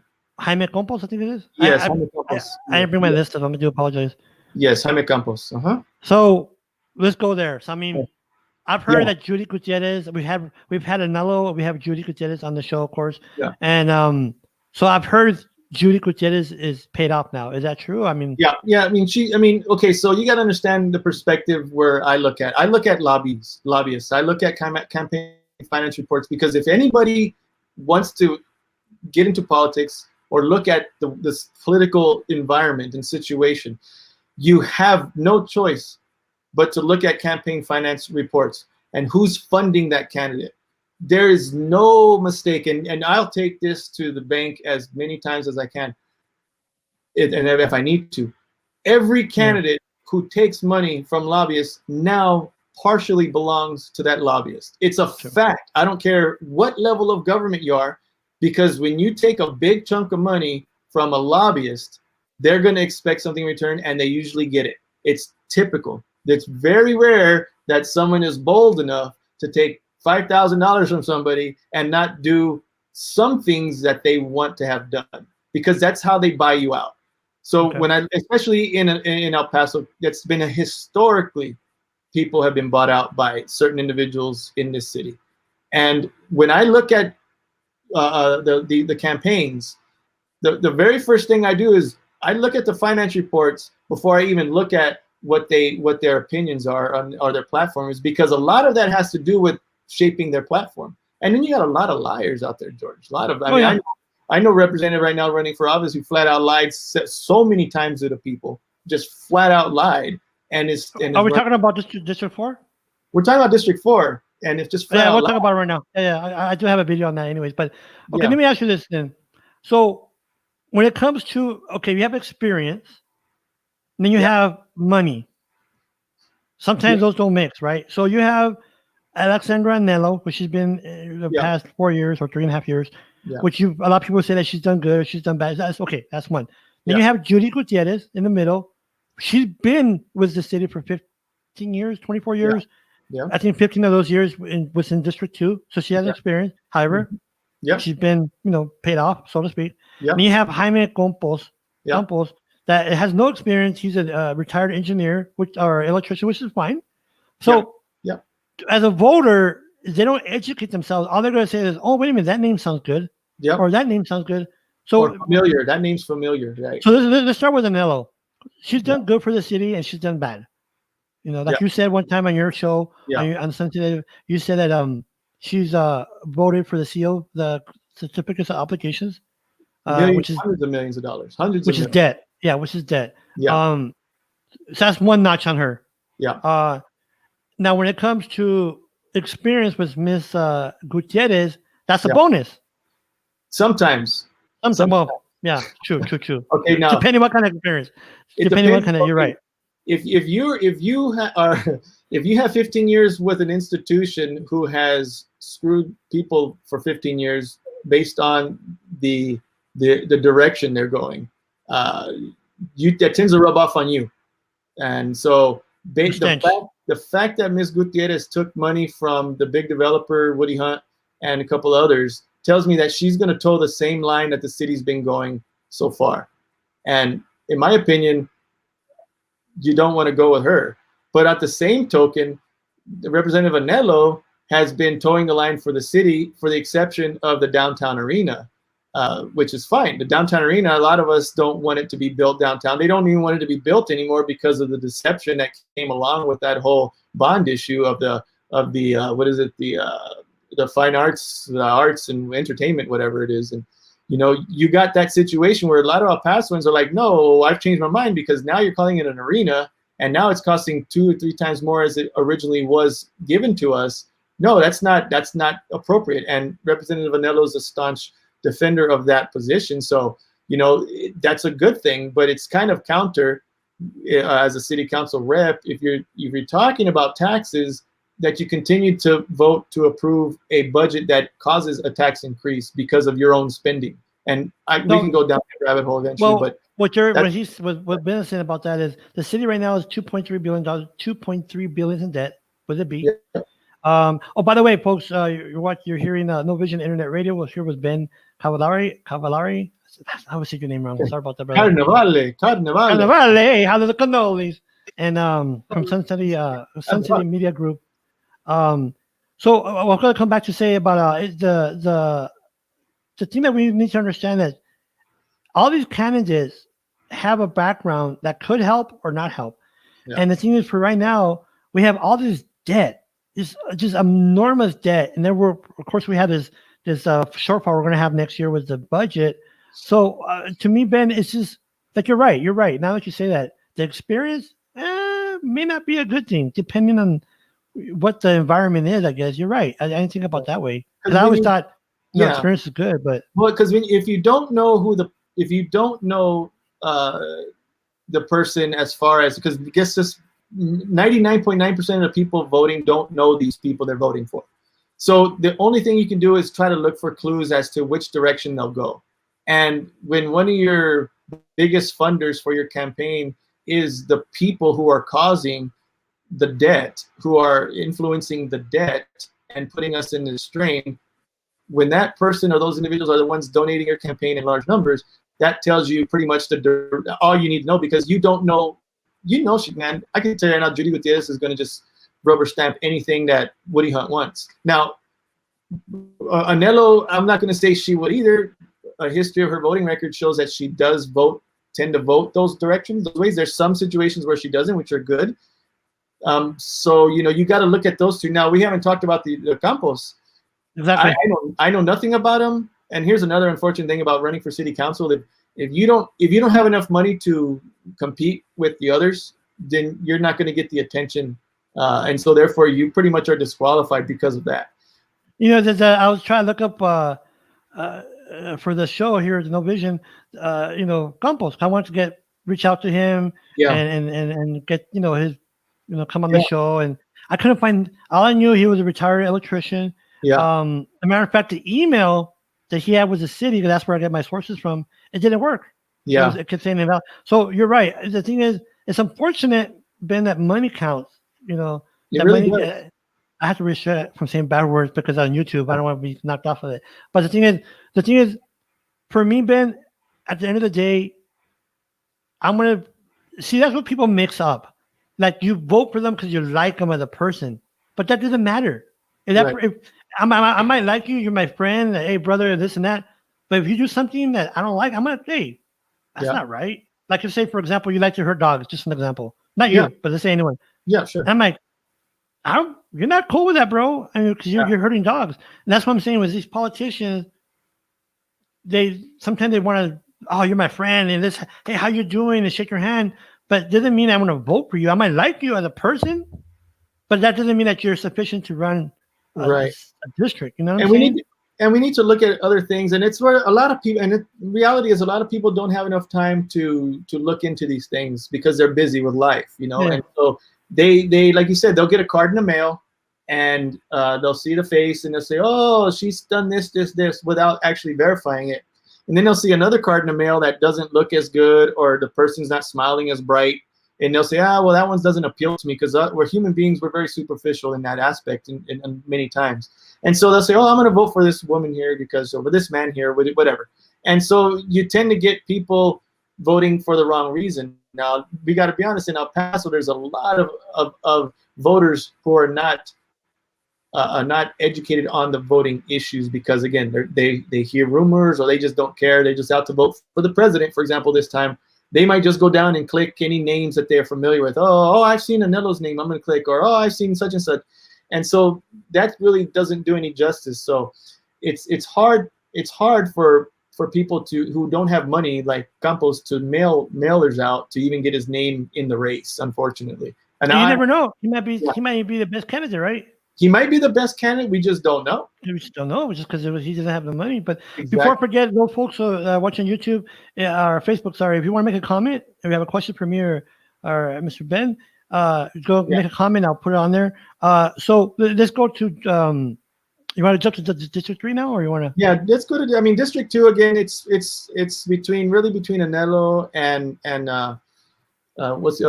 Gutierrez. And, I'm going to ask you. Do you think it could be a runoff? No. See, no runoff.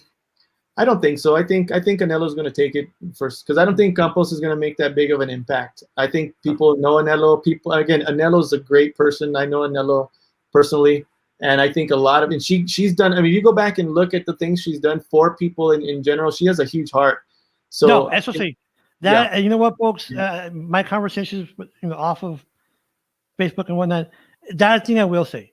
Yeah. No matter what, Ben, she does have the heart for the people. So if that's what you want to vote for, hey, knock yourself out. But that's one thing I will say. I will never say that anything about Miss Annello. She does. And if you don't agree with, because her voting on the CO, the certificate of obligations, that's I understand that. Right. But as a whole, as an individual, as a person, I give her. She is cool. And then Miss Gutierrez. I did meet her a while back, and I do remember her because from other things. So I mean, all these candidates, honestly, Ben, they have heart. They do. They want to do difference for the community, but they really do. It's just how they come across. If they have the money, unfortunately, to have mailers and all that. So, like Mr. Campos, I'm sorry, man. He's not a he's not a contender because of that. That in itself, I mean. It's tough. It's tough running for city council. It's tough running for any office. You really have to have a few dollars to be able to do it. I mean, it's just the way it goes now. It's nothing personal. Nothing personal. No. It's not like we're saying like, oh, Miss Annello, she's or Judy Gutierrez. No. We're just giving opinions. We're not going personal here. Maybe later in the show, not really. But once we turn off the camera, we'll go to District number 3 now. This was interesting. This one's interesting because. As you know, Ms. Hernandez had to get her quote job back last year because of the city council kicking her off. City council or the mayor. I'm gonna be straight up here. I don't pull any punches, George. Cassandra Hernandez is not good for the city. I'm just gonna say it like that, and that's just the way it is, in my opinion. Again, my opinion, because she has voted for all these tax increases as well. She has voted for all of these certificate of obligations. She has ulterior motives. Cassandra wants to run for mayor. Not only did she show it, she accidentally showed it. But you could see the way she's doing things is she's trying to get to that point where she's a contender for mayor or state or something. She doesn't have any other job. I mean, I don't know what else she does. I don't know if she's ever done anything else. So she was. I worked with her at the workforce. Yeah, and then after she finished that, what is she doing now besides city council? Anything else? Not really. I don't think so. So you leave everything in I mean, I haven't ran for city council because I need to retire from my career. I don't have a business on the side that's keeping me afloat. I'm all just working my butt off right now to retire so I can, contribute back to society through the council. But When you have your agenda is to move up and be a political life the rest of your career, that's bad news, because you're really not doing it for people. You're doing it for yourself, for your own career, and that's bad. That I don't care who you are. That's bad. You don't want a career politician. Just look at career politicians, Bert. Let's just look at them, and you can see what happens. They become corrupt. They become complacent. They become very political. You can say what you will about Veronica Escobar being a sweet lady. I know Veronica; she's a sweet person, but she's political now. 100% of her life is politics, not because of the greater good. Honestly, there's some portion of her that does want to do good, and it is, but the majority of it is now based on leverage, based on lobbyists, based on agendas, and that's terrible. That's absolutely terrible. I'm not saying she's wrong or she's right, but you can tell by her decisions, they're strictly political. There's no reason, man. I don't care if you like Trump or not. There's no reason, as a representative of 40% of El Paso or whatever it is, 35% who followed Trump, who want to be Republican. There's no reason for her to dump all over him all the time. It's not where is that at? What kind of game is that? What's about, let's focus on fixing COVID. Where has she been until just recently she popped up, right? So you got to look at politics from that landscape, from that perspective, and see, is this person want to be a lifetime politician, a career politician? If so, you need to get rid of them, because they're end up going to end up not doing it for you. They're going to end up doing it for themselves. And Ms. Hernandez is on that road. I can tell you right now. She showed her hand, George, like you said. She blamed it on an accident.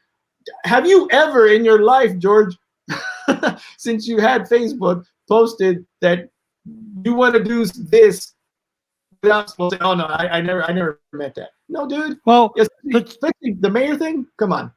Well, to me, I'm gonna be honest with you. I'm very ignorant when it comes to state and federal politics. And I do that on purpose, because I want to focus on. But you're right. You've had that Claudia Ordaz, city council, now she's a state. You can have all these people, Beto O'Rourke. Absolutely. And I'm not saying it's bad. If that's their agenda, that's their agenda. There's nothing we can do about it. That's fine. Right. But at the same time, we have to understand that city reps right now have more of an impact, right? You can agree on that, because they vote on budget. They vote on this. They vote on. They're our first, I guess, tier in the tier of politics. Yeah. City, state, and federal. But to me, that's why Hernandez. How can I say without seeming like I'm a jerk? I'm just wondering why, and I've seen this a lot. Ben, let me ask you this. And like I said, we're putting everything on the table, and I'm not trying to. I'm asking you questions because to get answers. I'm not asking questions just to be a jerk. No, of course. I've seen a lot of politics or politicians insert certain name or phrases in what I mean. When I worked with Ms. Brown, Hernandez Cassandra Brown, I knew her as Brown. Sure. And then all of a sudden now she's Hernandez. Yeah. Okay. And there's a lot of candidates, folks. I could give you 10 of them that started, that I know them as one name. Yeah. And when they run for politics, all of a sudden they have a Hispanic name. It's intentional. And I'm like, is that me or white? No. What I'm saying is they're trying too much to gather the people in, instead of just saying, this is what I'm going to do. I'm going to stick to it. And because like Brown, I only know her for a short time when I worked with her. She was cool. Yeah, I'm not going to say that. She was. Yeah, but the thing is, we're in the debt. We're in the hole for $2.3 billion. Yeah. Because of all the candidates, all the except for Annello and maybe Brown or Hernandez. She kind of changed towards the end now. Yeah. So at first, she was very stingent with the mayor and one. Then she started changing, which is good or bad, either way. Yeah. Now you have another William Velez. Will Velez, yeah. He had issues that he barely lost, but he had issues, about tickets and whatnot. And you have another gentleman, Jose Luis Rodriguez, which I never heard of this gentleman. I don't know. I've never even seen the guy. Now William, what I know of William, he's what I've heard. He's a real estate agent. Yeah. He said he owns multiple homes and multiple businesses. Yeah. I'm like, okay, that's kind of, you can't pay your ticket, but you own multiple businesses. I'm just saying, folks. You know what I'm saying? You got a ticket with it. But you have 3 people in District 3 or 4? I think there's only 3, man. I mean, there's only really, let's just be honest, there's only 2 that really matter. And Will Elise lost a lot of momentum when he lost last time. But again, I haven't checked his finance report, his 8-day finance report. No, he hasn't got nobody. Yeah, so yeah, last time he had the big developers. He had the big money. He had Paul Foster, Woody Hunt. He had all the big money donors. This time, Cassandra Hernandez has received $500 from Forma, who is basically a tool of the big developers. So you can't win. Like I said it last year, George, in District 3. So you can't win in District 3. You can't. You can't with those 2. Willie is a nice guy, but who do you say? Do you say Williams or? I say move out of District 3. No comment, right? Yeah, I just can't. I couldn't vote for you. I wouldn't even know who to vote for, man, in District 3, because we already know Cassandra's game plan. She's gonna yell at the mayor. She's gonna yell at the city manager. She's gonna vote for tax increases. So I mean, which way do you go? So basically, District 3 is a done deal. I mean, she's got it, man. She's gonna win. Yeah. William Valdez, really, like you said, he lost momentum. Yeah. He didn't have what I've heard. He didn't have the financial backing like he had last time. So he didn't have that money to spend. So okay. So we'll go with It's just people need to understand who Cassandra is again. You got to look into her whole background as far as who she is, who she associates with, etc., to understand the agenda, what her ultimate agenda is in the long run. And it's career politician. That's really what it is. And you got to call it like it is. And I'm not one to pull punches, man. I mean, I respect people, but when I see something that's not right for El Paso, I got to call it out, man. And this is one of those situations. I'll tell you from my experience, okay, folks. From my experience, okay, Ben. Experience. I'm not dogging no one. So for example, if you go to a restaurant and it sucks, you're like, oh, it sucks. Yeah. But everybody, hey, no, that restaurant was great. So a few years ago, in 2017, a group of us went to city council. Every member that met with us, except for Dr. No, we met with every city council member to ask for more funding for what's called on the demand program. We met with all of them, and Hernandez, or Brown back then, we met with her for like maybe half an hour, 45 minutes. So we're asking her, why can't you support us to get more money? Okay, for on demand program. And I asked her, how can the city spend $6.4 million in spray parks and not take a little snippet of that and put it into this program, on demand program? Yeah. So we're talking about that, and I'll give her my own presentation about the spray parks and whatnot. And then at the end of the conversation, she turned to us and said, well, I'm going to tell you this, folks. The spray parks, we're going to start putting in new benches. We're going to start putting new shelters. We're going to start putting in one more. All of us are like, did she just hear us? We're just saying we need more money. And yet you are saying you want to spend more money on the spray park. So we're walking out of the meeting, and I don't want to be the negative guy all the time. I keep my mouth shut. So I'm walking out, and the guy walks up behind me. He's like, do you believe that crap? And I turned around, I'm like, what do you mean? I'm playing stupid, right? But what? Did you hear her, what she said about the spray park? I'm like, yeah. Bro, we talked to her for half an hour, and she still thinks about the spray park, not about us. That's what I mean. That's my experience, folks. I'm not saying it's bad or good. Right. But I mean, it just tells you, George, I mean, there's certain agenda items that she's very particular on, and a lot of them have to do with spending a lot of money. And that's what I'm going to say. It's unfortunate. I mean, we don't have deep pockets here in El Paso. We have 30% of our population in poverty, or 30% of our children in poverty. Now, because of COVID, I'm sure that number is going to increase. And that's what concerns me. I'm not concerned about a new stadium going up. That needs to be put on hold for another 5 to 10 years now because of what we're experiencing. I'm not concerned about. I'm concerned, but my interest is not building a 50-year development with Paul Foster in the Northeast in prime real estate that should not be incentivized. Ben, let me ask you this question. You know about the city stuff more than I do, because that's what I follow very closely. I'm very involved. Well, let me ask you this. Not the spray parks, but the water parks. Yeah. The stadium. The trolleys. All these, off the top of my head, 3 things. All 3 are losing money. Ballpark is losing money like freaking every year. Now meddles with the virus.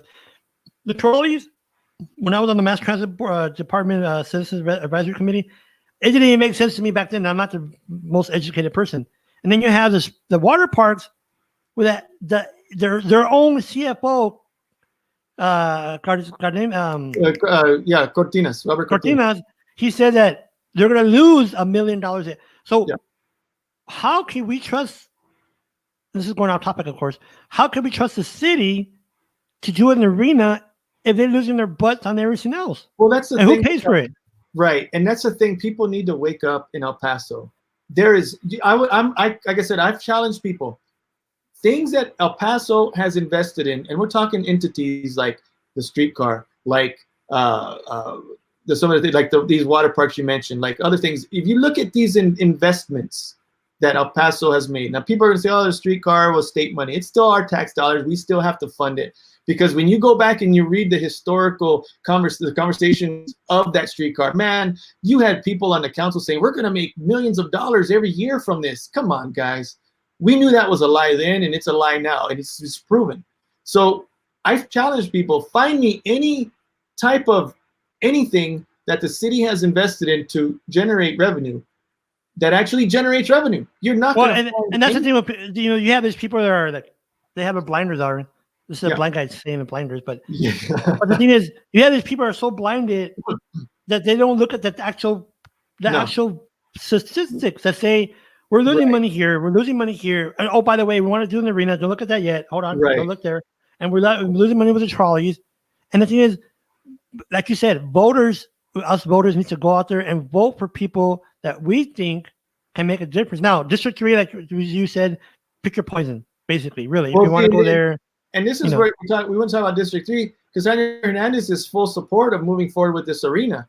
We're talking hundreds of millions of dollars, and she's still on board with moving forward with it. Regardless, that agenda item came to council to table or to postpone that arena along with all the other quality of life projects, okay? And she voted to keep the arena on the table. I'm like, wait a minute, why? Oh, really? $300 million, man, for this arena, and it's still on the table. Everybody on the council should have voted, let's postpone everything. 100% of our quality of life projects need to put on hold, except the ones that are already funded, because they get funding ahead of the project, and they have already money in the account. So, okay, let's spend that money already. And not only that, Ben, but right now we need the money so bad for our streets, our police officers. Yeah, man. Buildings literally falling apart. You know what we're trying to do? We're trying to be like the Joneses. Yeah. We can't, we're on food stamps. We have a iPhone 12, a big screen, but yet we can't afford it. Yeah. We can't afford it, man. And we can't afford it even more now. We can't, we have even less revenue now. I mean, you got to understand, people need to understand the mass transit system, the bus, they're funded from sales tax. And there's a lot less money in sales tax that's being generated right now. So you can't fund, first of all, you can't fund the staff fully. You can't fund the maintenance fully. You can't fund any of that stuff fully. So you're going to have, that's why they cut all these services as far as bus routes and the streetcar, putting that. And I predicted it. As soon as this COVID thing hit, I put out a statement that this is what's going to happen, because that's where I see the weaknesses or the financial strain in the city. And sure enough, everything that I predicted happened, because it doesn't take a genius to see where our weaknesses are at the city level in the budget. Now, let's go on, and George, let's go ahead. 4. Yeah. Okay. So District 4, you have, originally you had 6 or 7, then little bit of boom. Yeah, they started falling off little by little. Well, before we go there, and like I said, this conversation, Ben, is to help those voters. Yeah. Okay. We're not trying to really influence you here or there. We're good. But let me play you a video that's from Channel 7. We're talking about before we go to District 4, just to make sure that everybody that's watching knows about the candidates. Okay. Go for it, George. Let's see it. El Paso City Council District 4 candidate Sean Nixon was arrested earlier this morning, accused of theft. ABC 7's JC Navarrete spoke to a business owner who tells us the candidate owes him money. JC, what did you learn this afternoon? Seth, Eric, good afternoon. I did speak to Edward Lee Jr., the owner of Express Employment Professionals. He's a franchisee here in town. Now, he tells me Nixon defrauded him and his company of more than $170,000 from the month of July through September. Now, the 21-year-old first announced his candidacy for District 4 earlier this year, vowing to run on a platform to fight corruption.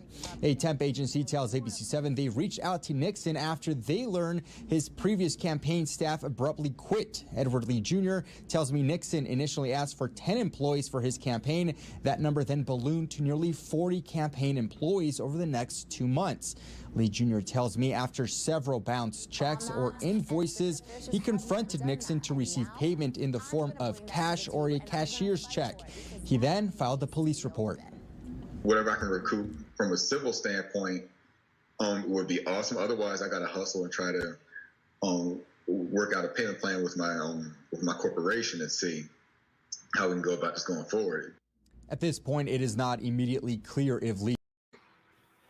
Well, we really wanted to show that. Just we want to educate the voters. Yeah. That name Nixon sounds cool. We'll check on it. But even though he's a non-denominator right now, but yeah, we had 7 at one point. Now we have really, in essence, what, 4? There's 4 now.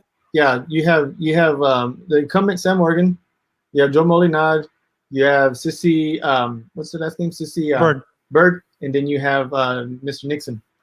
No, and you have Wesley Lawrence. Oh yeah, I'm sorry, and you have Wesley Lawrence. I'm sorry, I forgot Wesley. Yeah. Well, Nixon is not. It's not really. We're not going to. Yeah, I just want to show that. But yeah, Nixon is not in the running anymore. Although he's still on the ballot, he's not in the running. You have those 4 candidates. and so let's go from the incumbent, which is Sam Morgan.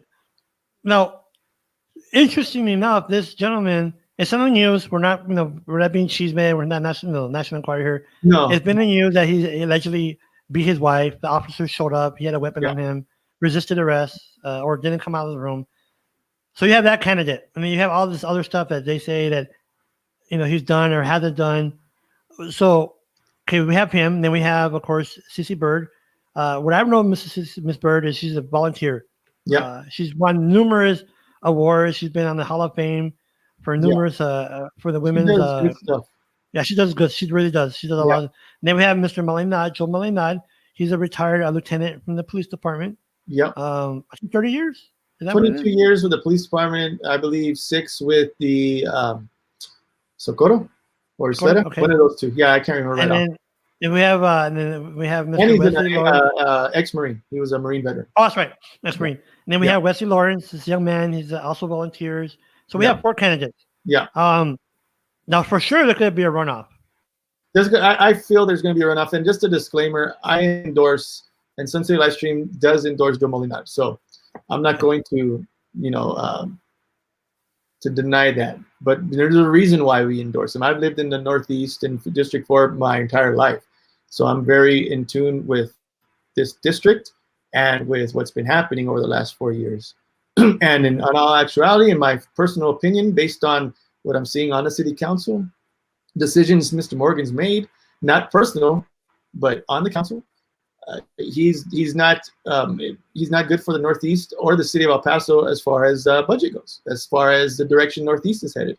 My opinion, this. Ben, we talked about this. Yeah. I'm gonna be honest with you. My experience with Mr. Malinad, because we've had Sissy Bird and we've had Lawrence, Wesley Lawrence on the show. Yeah. Malinad, he's I've interviewed many of candidates. Many of candidates. I've been blessed. Okay, from Escobar to the mayor to you name it. Yeah. I've never had an issue where a candidate actually gets mad at me because I want to provide them coverage, exposure. Yeah. Molinad called me. My experience, folks, like you said, it's different, right? My experience that he just calls and just starts jumping on me, like, and I'm like, what? Who are you? Why are you getting mad, bro? I mean, don't I'm not trying to get you mad. I even told him, I don't want to start a fight here. Why are we fighting? Yeah. I want to help you. But the thing is, for me, is that my first experience, if I was in District 4, Ben, if I would have been, no, Yeah. I'm not voting for him because of the way he acted. Yeah. And but that's like I said, different experiences, right? Yeah. And that's where we have to look at the candidates, the whole picture. I can't say for Sissy Bird. I don't know Sissy. I've never met Sissy. I've seen your interviews with her. I've seen her in other events. Sweet lady. I don't know enough about her, but I look at her platform and I don't see the right things there, in my opinion. I look at Wesley Lawrence. I think he's saying a lot of right things. My opinion is I don't feel he has enough experience just in life in general, or I don't feel he's in a position of his own right now in life to be a good representative. Maybe in another 5 to 10 years, when he starts to get a lot more experience under his belt, I think he'd be okay.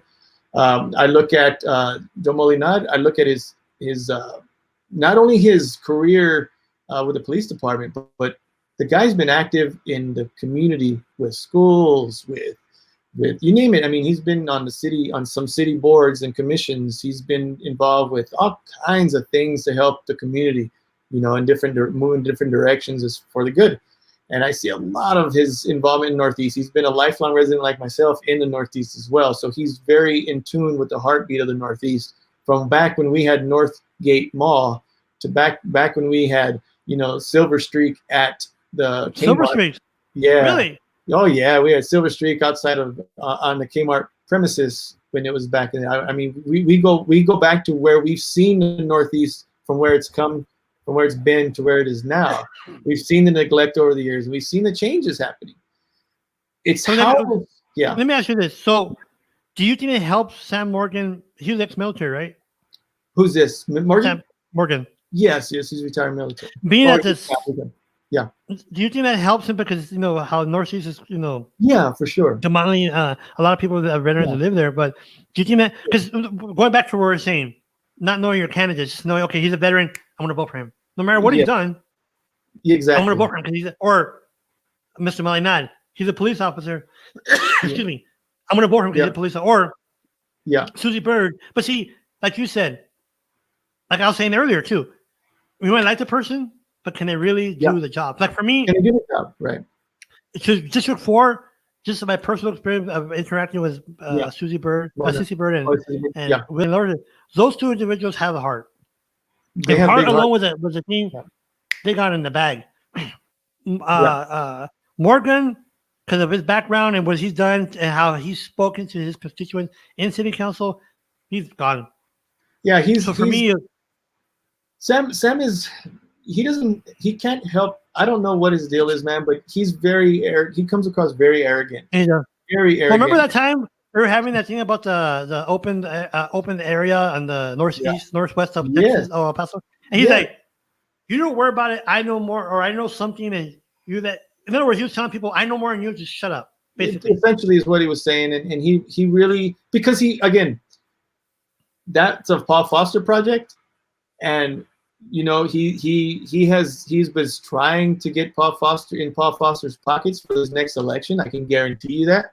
So he was willing to bend over backwards. It's not what it's going to do for the Northeast, dude. It's gonna I could go on along about TERS 13 for a long, but I won't go there. But yeah, you're right. The way he presented himself during that presentation, the way he presented himself after his arrest on the council, a friend of mine was up there making a statement about how he felt as a constituent in the Northeast, about how he felt what Mr. Morgan did, and Morgan was essentially laughing, like he was giggling, he was like smirking at him, instead of just being professional and whatever.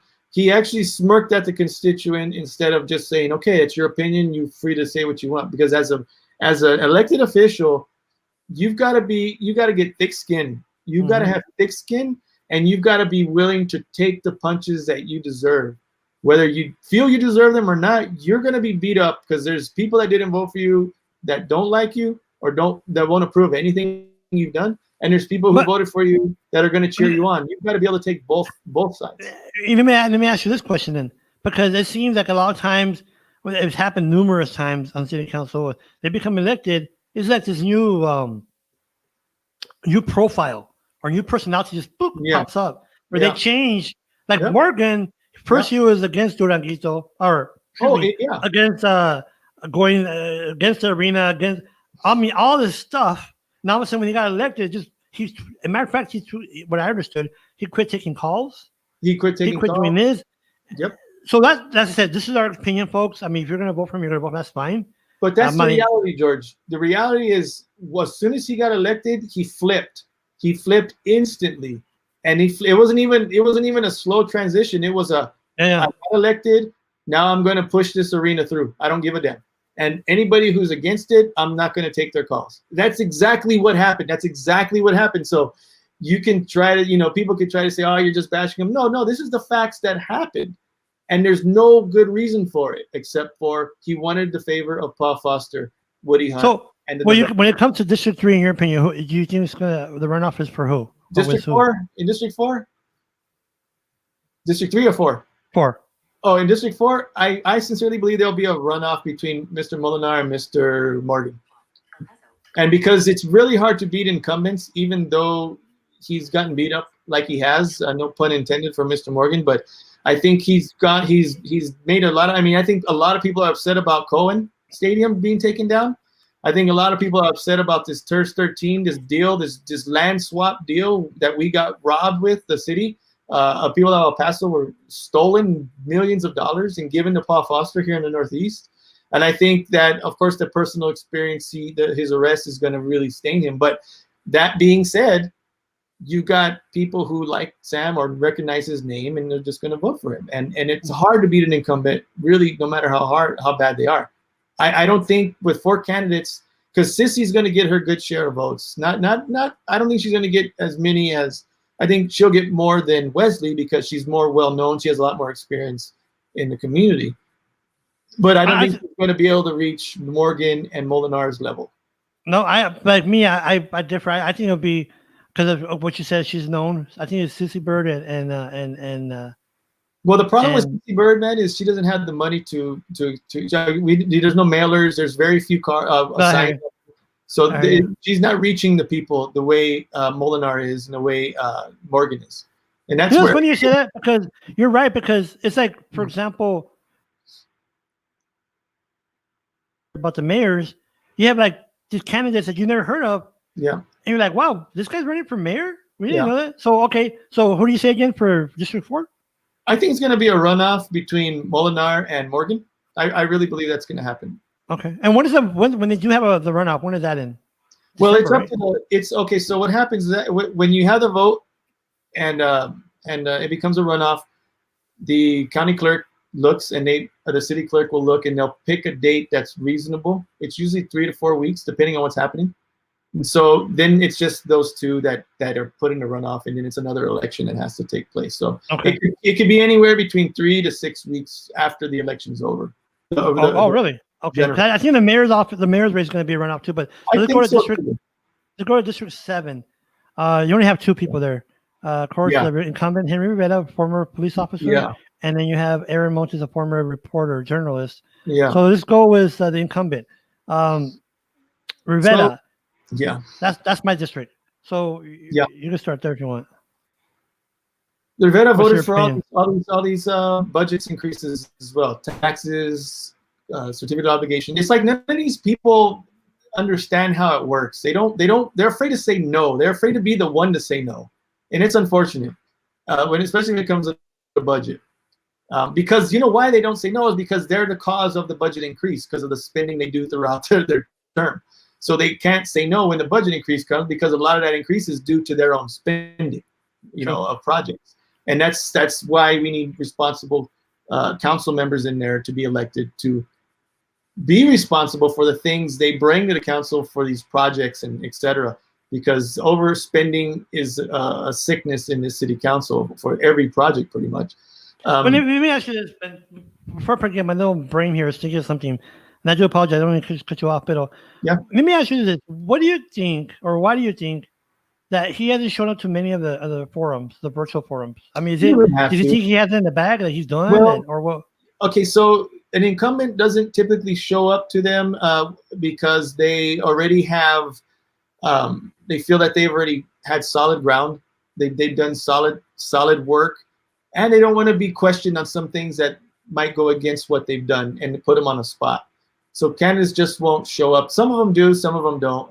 Some of them that feel safe. For example, I mean, let's be honest. Henry Rivera's wife is the chair of the Democratic Party here in El Paso.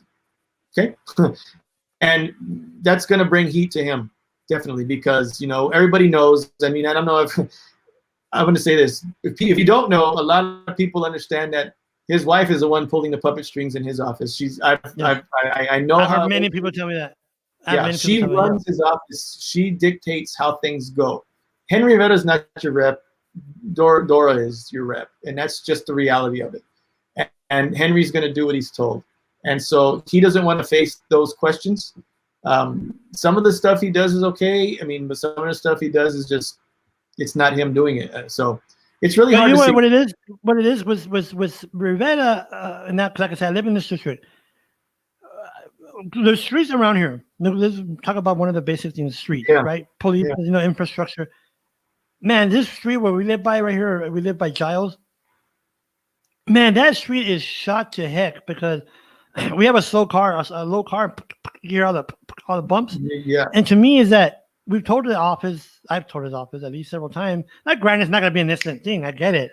Right. But the thing is, I've called his office several times, and I'm not saying him specifically. I've called his office several times, and God, they have the most rudest people.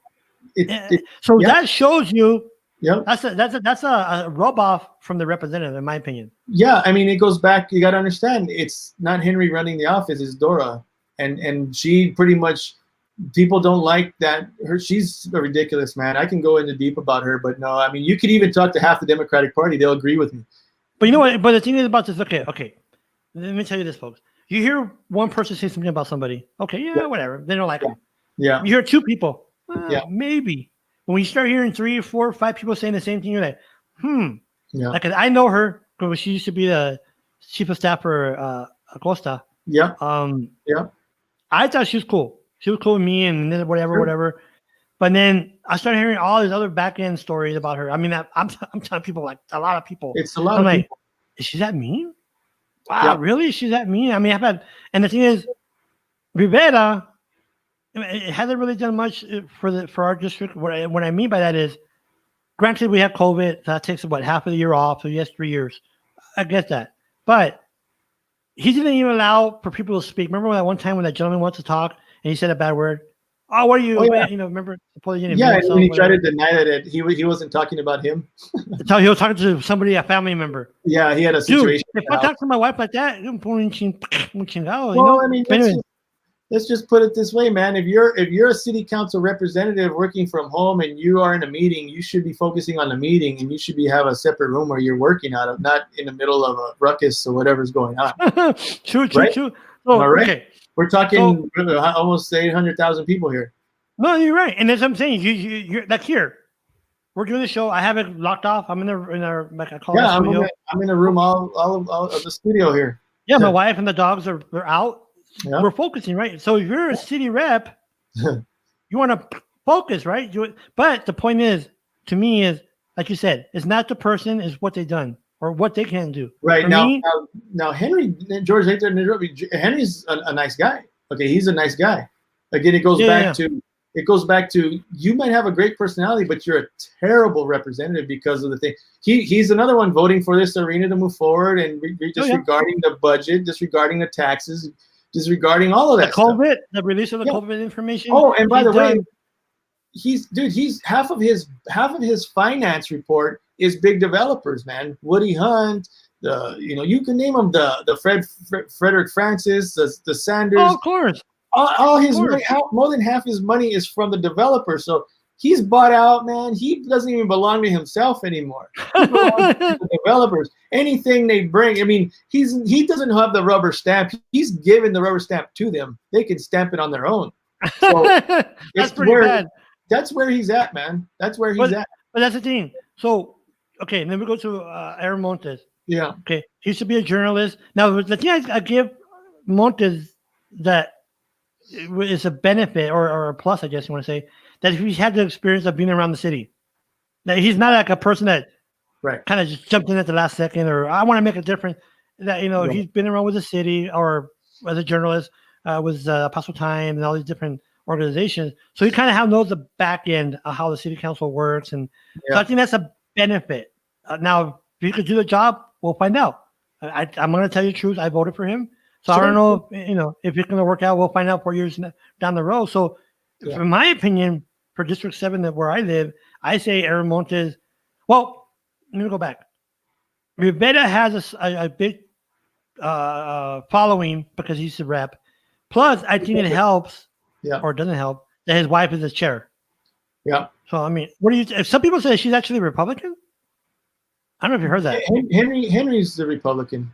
Oh, Henry. And the wife is a Democrat, and so I mean, in El Paso, the Democrats overrule Republicans. So let's take that. No comments. Don't start commenting, folks. But yes, it's what it is. It's just be honest. I mean, okay. Well, so you know what? At the end of the day, Ben, we have to give credit to Wesley Lawrence, to for sure, to Aaron Montes, because they're youngins. They're young kids. Yeah. Well, kids to us, They're kids that want to come out, make a difference. They're willing to put it out there. And I like Willie Valles. I think he's a young kid too. Yeah. I mean, no matter what their qualifications are, that's another discussion. But I just appreciate that they want to come out and make a difference, even though and it's important. We need to have people running for office of all ages, just so we got to have participation. You don't want to just hand it to somebody. That you want options. You always want options, and I'm the same way. I feel. I just believe if you want to run for office, it just make sure you have the credentials to run for office to be effective. I mean, just because you have passion, it's not enough to win an office when there's others that have a lot of life experience with it. That's the hard part. Now, to Aaron's credit, again, he has been really investigating the city for a while. So he's very aware of the budget issues. He's very aware of the struggle between Duranguito and the Fosters and the Beto O'Rourke's and the like. He's very aware of that, and he's very aware of all the other council members, not only these ones but even previous ones, and how they voted, and the mayor. So he's very in tune with what's going on with the city, which is a huge plus. However, there's a problem with Mr. Montes. First thing is, a lot of people don't trust media, so he comes from that breed. So a lot of people already started to say, okay, well, he's a media guy. Why is a media guy running for office? That's not good. So that might hurt him a little bit, not as much as the next one. The next problem he has is he was associating with, and he is still associating with Commissioner Stout during the defund the police rallies. As we know, Commissioner Stout is a huge opponent or proponent for defunding the police or rerouting a lot of their funding. And Aaron Montes has been involved with the marches, with the protests, and that is going to hurt him a lot. Not because, let me say this, because people in El Paso, the far majority, respect the police and appreciate the police, because we are on the border with the drug cartels right across the street, and we are still one of the safest cities in regards to that type of crime within the city. Let me say this. When I was going back to school, was it 2004? One of my courses was criminal justice. Yeah. That was my major. We had a gentleman come in from the FBI, an analyst, and he said, you'd be amazed how much millions of dollars of cartel monies in the banks is here in El Paso. Yeah. You'd be very. I have a comment here. Yeah. Can you see it? I don't want to. Let me see. Hold on. Give me a second. I can see it. Sure or not? It's up to you, man. Right. I'll show it right now. Okay. The Attorney General got paid really well in order to go along with this hoax. He knew the law before saying it was unlawful. Now, what hoax? What's a hoax? Yeah, I mean, that's you got people on one side calling the COVID thing a hoax. You got people on the other side saying it's really real. It's what it is, I could tell you by seeing the people sick in the hospital that it's not a hoax. People are getting sick and people are dying now. if the numbers, like, 'cause a lot of people are contesting the numbers, are they really COVID numbers or are they something else? Well, my only answer to that is if this was any regular season, let's just go back to last year, the year before, when COVID didn't exist. Even in the worst flu season, again, I have family in the hospitals that for lots of years.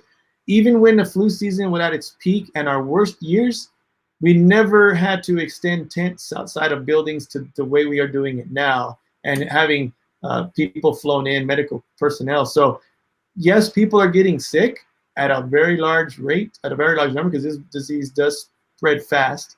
So no, the word hoax is not correct. I think that's unfair to call it that. It's not accurate. It's a legit illness. It's a legit virus. You can call it numbers wrong or whatever, but the numbers in the hospital beds don't lie. Yeah, when they say hoax, it's just, to me, and like I said, you've had friends pass away. I've had a dear friend of ours pass away, and so to me, when they say hoax, it just, I don't even go in that conversation anymore, because I'm like, you know what, you're beyond. That's beyond stupid. Yeah, I mean, again, it's an opinion that I value. I value their opinion, whether it's very wrong or very right. I mean, I value it and I appreciate it because it shows. It doesn't show. I won't go to the extent to say it shows an ignorance. It just shows that the perspective, and of course, perspectives come from all angles. And some people might say, I mean, I hate to say this, but some people might say, you know, Hitler did a good thing. Some people might say it was necessary. Some people might say, Ben, right? Dude, think about this. Okay, now that you said Hitler, I can't believe we're talking about Hitler, but anyways. Well, you know, that was the exterior. No. But what I'm saying is, varying opinions. It's hard to. But what I'm saying is, you're right. It's perspective. Now that you're saying that, because when you say Hitler, this one man was able to feed them, feed the masses. Back in the day, 1935, 32, whatever it was.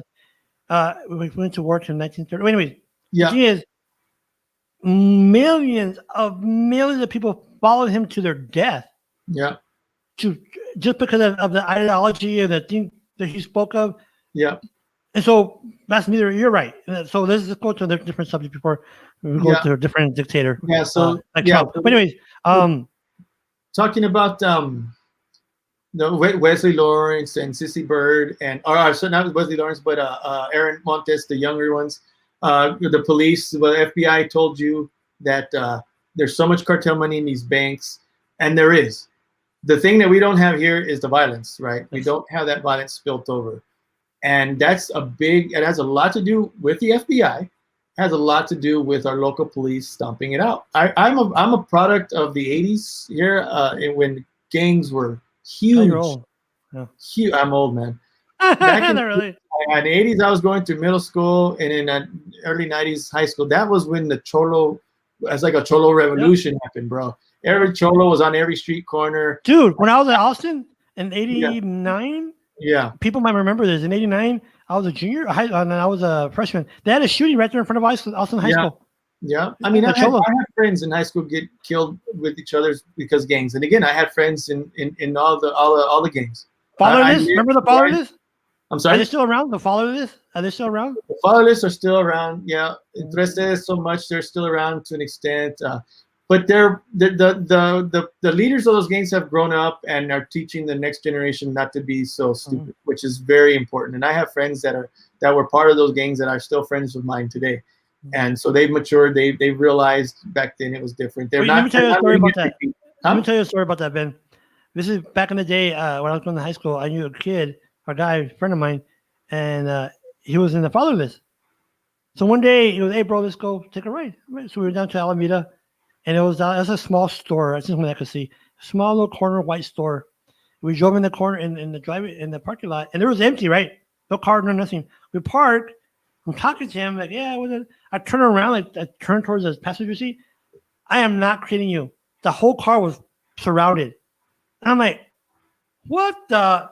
And he's like, "Hey, bro, he's with me. Leave him alone. Leave him alone." And I'm like, "Holy crap!" They popped up like the fatherless. It was a fatherless. Yeah. And I'm like, that's the last time I hung around with him. I'm like, "Oh, hell no." It was dangerous back then, man. I mean, it really was. But because of our police department and the programs that and that they put in place at the time, they worked with these young folks and they helped cure the city of that gang activity. And that's why we're out here now. We don't have much of that anymore because of the task force that were put in place to help. Now, my opinion on defunding the police, my opinion is you need to have, my opinion, you need to have more funding, because more funding facilitates more training. Yeah. And when you have more training, when it's in the officers, that's more of a chance of kind of filtering the bad cops and the good cops. Like, this guy's lazy, or this guy's too aggressive, or this lady, this female. I'm not saying Aaron is calling for defunding, because I don't think he is. I think he's calling for reforming, which is fine. Reforming, yeah. The problem is he associating with Stout. That really upset a lot of people on the right. And again, just because the left or the Democrats are the majority here, that does not mean the Republican votes don't count. Because Republicans still have to vote for city council members, whether you're Democrat or Republican, or whether you do. So it's all about issues for voters. Talking about Republicans, did you hear the story? And I don't know if it's from a source, a blog actually. Did you hear this thing about the representative or the Republican chair kicking out the Republican Democrat or the Republican candidate for the Congress? Yeah, there was a little verbal scuffle going on, and it was a situation inside the Republican Party where some money was given to a candidate before the new power came in. So the new power was like, "You need to give us that money back. That was illegally given, and we can get in trouble for giving it to you." And so it got into a shouting match, and it was just a mess. And I don't know what the status of that. Yeah, just say that. But anyways, let's go on to the mayor's office. So we'll finish out. Yeah, let's talk about the mayor. Well, going back to, the District 7 real quick, man. Oh, yeah, yes. Aaron Montes is fantastic with budget. He's looking at but you got to look at all the other things too. Are you an activist or are you a city council rep? That's a huge difference, man. Okay, let me make something clear. Being an activist does not make you a good representative. True. Being an activist does not make you a good representative. That's all I'm going to say of that, because just because you could hold a picket sign, just because you can scream and shout the opinions of others in the group does not mean you know how to legislate or know how to budget. That's huge. And people need to put the emotion aside, because when it comes down to it, the Black Lives Matter thing is going to move on. The defunding the police thing, we're going to move past that. COVID, we're going to move past that. Then we're going to get down to the basics, which is spending tax dollars, which belongs to us and hurts us every time spending happens. But like I said, going back to this whole mantra we've been saying this whole program, Ben, is that the person may be, like you said, an advocate, or they may be this police officer, but at the end of the day, do they have the qualifications to do what we want them to do? Exactly. And because you could be a great police officer or a great football player. Let's say Aaron what's his name? Joe Molina? Aaron Jones. And let's say he wants to come back and run for mayor. Yeah. Oh yeah, he ran for so many touchdowns and he made all his money. And exactly. Okay, but how did it quantify into being a candidate? Yeah. Exactly. Yeah, and it really matters, because to your point, Henry Rivera was a police officer, and I feel personally he's done a so-so job. It depends what the topic is. When it comes to budget, body cam. I think he's body cameras. I'm sorry. Body cam. But body cam. Exactly. Dude, if the city could get $97 million for a state grant for trolleys, they can't get money for body. Now, granted, I know there's other components. There's the cloud and. No, you're right. It doesn't matter. You're right, because look, we just had a bond come up, and the police has been told about body cams in the past. The police bond, the public safety bond went up, and there was no mention of police cams, which there should have been. Okay. I understand the technology. That's the field I'm in. I understand everything that goes into that. So for the city to make an excuse, say there's no money, that's nonsense. In my opinion, if you have officers wear police cams, it's protecting the city at the same time. Because the last thing you want is for someone to cry out, "The police did this to me," and then you have no footage of it to defend yourself. If you're doing the right thing, then there's no reason why you should not want body cams anyways. Yeah. It mitigates the litigation. And Right. I have a comment here. Ben, see ya. Yeah. Oh, I guess that's the same comment on that one. Is there another one? It's the same comment. Yeah, I see the Victor Garay. He made the same comment. I don't know if that's the same comment, or you have another one. That's another one. Something about Okay. something talks. Oh, I don't No? see that one. Okay, never mind. Yeah. Okay. Anyway, going back to what you say about the police department is that sorry about the dogs there, folks. That the thing about the police department is that at the end of the day, folks, we're gonna say about brutality and what happened to George Floyd, and that was murder. At the end of the day, no matter what you say, that was murder. But the thing is that we need to understand is that not all police officers are murderers, are bigots, are racist.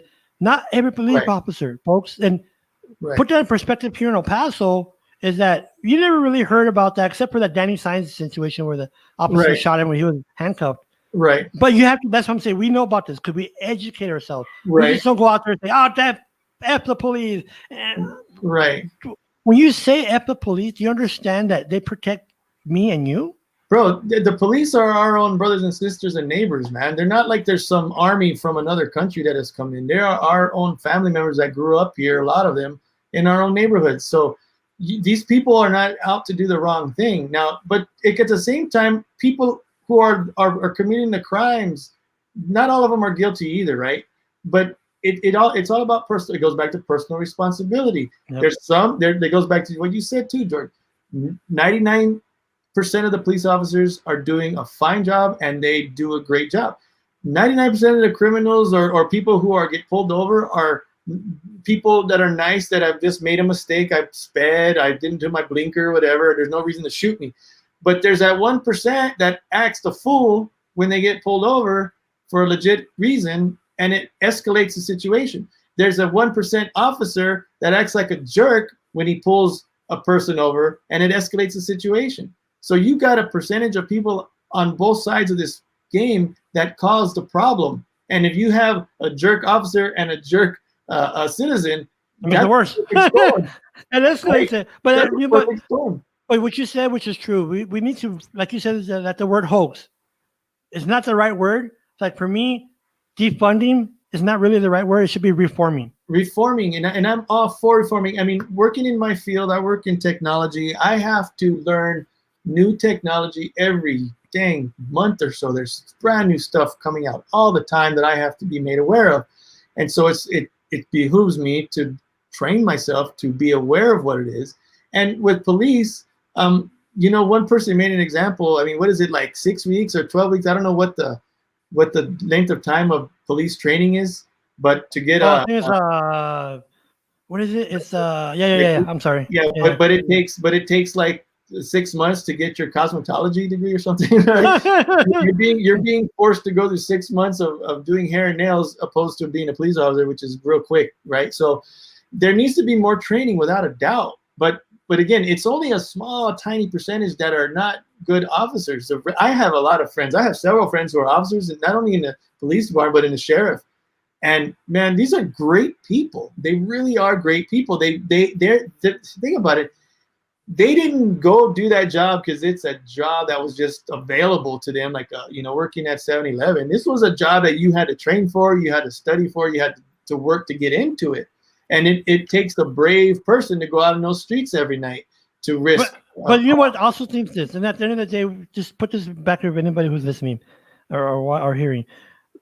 Police officers, you gotta understand what they're not just gonna go to your house because you're having a party. Hey, right. Officer, they're gonna go to your house because somebody's kicking somebody's butt, right? There's drugs, so police officers on a daily basis are seeing murders, suicides. Yep. Kids are dead, car crashes, people that got poked themselves and died. We call them overdose. So you got to understand that. That's what I say about training, maybe debriefing, detoxing, de-stressing, counseling, all that good stuff, man. Yeah, I mean that comes in play to that. But anyways, let's go to the mayors because we're having a good conversation, by the way. And we're talking about stuff that people really need to hear. Yeah, stuff that people are afraid to talk about because they're going to get slammed on Facebook. Right. And the reality is that you and I, George, we converse a lot about these things, and you and I are very open about them because others are not. They're afraid to get slammed about it. I'm not worried. I have my opinions. Others have their opinions as well. I think, like talking about the cops and stuff, you got, I mean, it goes back to all of these organizations. Is 100% of the people in the Black Lives Matter good? No, they're not. There's a bunch that are jerks. Let's just be honest. There's no organization on the planet that are full of good people. The Catholic Church has jerks in it. The Baptist, priest, yeah, right. There's and they're going to the Black Matter situation. Let's talk about that real quick. So when that was hot topic, it still is. Some people were like, "Oh, if you say one negative thing, not regarding the Black Matters itself, right, but people that are doing the vandalism, those people, folks, are not Black Matters protesters. Right. Black Matter protesters are holding signs, protesting like you're supposed to do. Well, the people that are breaking into stores, shooting people, they're instigators, in my opinion. They're not Black Lives Movement. So people try to focus them all together. Right. So on that note, George, you're right to the greatest extent when it comes to the writing. But there are some Black Lives Matter calling for race wars. There are some Black Lives Matter calling for, Black power stuff. And if you know me, George, you know me a while. I'm not for raza. I'm not for Black power. I'm not for white power. I'm not for any of power.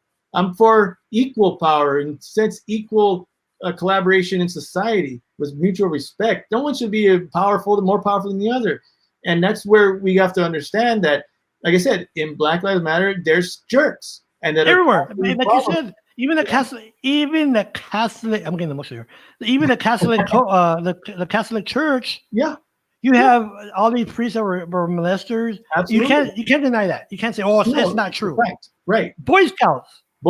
Look at the Boy Scouts. And look at I mean, shoot, you just name an organization, but that does not mean, that every priest, every Boy Scout, every police, every Black Lives Matter person is bad. No. Right. It's just mean that there's people out there that. Yeah, a lot of people say Black Lives Matter is a Marxist movement, and you got to see who's leading the Black Lives Matter movement. And it goes back to the message that the people are receiving versus the leadership, right? So people say the Black Lives Matter leadership is a Marxist. Okay, fine. And he's a self-professed Marxist, or she is a self-professed Marxist. She's admitted it.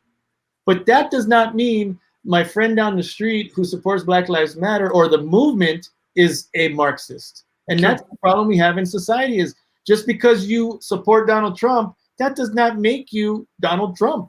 That does not make you him. That does not mean you agree with 100% of what he says. Just like it doesn't, if you support, Joe Biden, I don't know how many, I haven't seen many supporters out, but just because you follow Joe Biden does not mean you agree with 100% of Joe Biden. What it has been is that they associate your alliance with your personality. In other words, right. Let's say we're talking about Joe Biden or Donald Trump. Oh, I'm a Joe Biden supporter. Yours is. Oh, my Donald Trump. Oh, you're a racist. Right. Like my mom, God bless her, she's rest in peace. My mom, she liked Donald Trump because of the policy that he had regarding immigration. And the reason why she said that, folks, real quick, let me put this in perspective. Like you said, perspective. My mom worked for 40, 50 years. Worked, paid into the system, Medicaid, all that stuff. So when it came time for her to meet us, when she fell and injured herself, and she couldn't walk anymore, she applied for services, right? And said, "Oh no, you make too much. No, you don't qualify for the services." I'm like, what? And then she would say, "Well, see, you have people come over here and they get all these services for free." That's her perspective, and I have to respect that because she lived that experience. I'm not gonna say, "Well, Mom, I don't know what you're talking about," but I gave her that respect. I gave her that respect because, well, number one, she's my mom, right? But number two, she lived that. So like you were saying about the police. I've never been. I don't know if you. I don't think you have. I've never been discriminated about the police. I've never had the crap kicked out of me because I'm Mexican. So I can't speak on that in a true light. But I've been discriminated because of my disability. My blindness. I've been fired 3 times. I've been, all that. So I could tell you from that perspective, right? But like you said, Donald Trump, Joe Biden, they have different things. You have one person saying that the disease is a hoax. He does say that. You have this other candidate that says we got to take this serious. Or you have city council, the mayor is saying don't listen to the order. So you have all these different. But at the end of the day, folks, this is conversation that me and Ben are having. It's to maybe kind of make you think, not think for you, but for you to start thinking on your own. Like, you know what? Maybe it's true. You know, because me and Ben, when we talk for hours sometimes. Well, you can tell right now.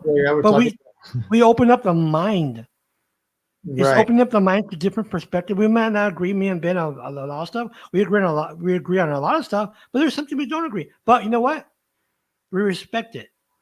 I'm not like, Ben, you're a bastard because you're saying, bro. I've seen some posts that you get bashed on. I'm like, damn. He just, and the thing is, it's never going to end. No, it's never going to end about people saying your opinion and like my mom said, and she told me, I think I got this from my mom. And I'm going to say one bad word, so you two don't kick me out. Everybody has an opinion that they have an asshole. Yeah. Which is true. So like you said, just respect it, take it from their person, where they come from with that comment. But then ignorance plays into this. And then what I say by ignorance is that when you have defund the police, F the police, there's 18-year-old kids. Yeah. That probably don't know how to clean their butt right. Never had a life experience. They was a mom. Yep. But I'm not saying that's bad. Don't get me, folks. But I'm saying the life experience. Don't go out there and say F the police because you have no dog in the race. But when somebody's breaking into your house, 911, I need help.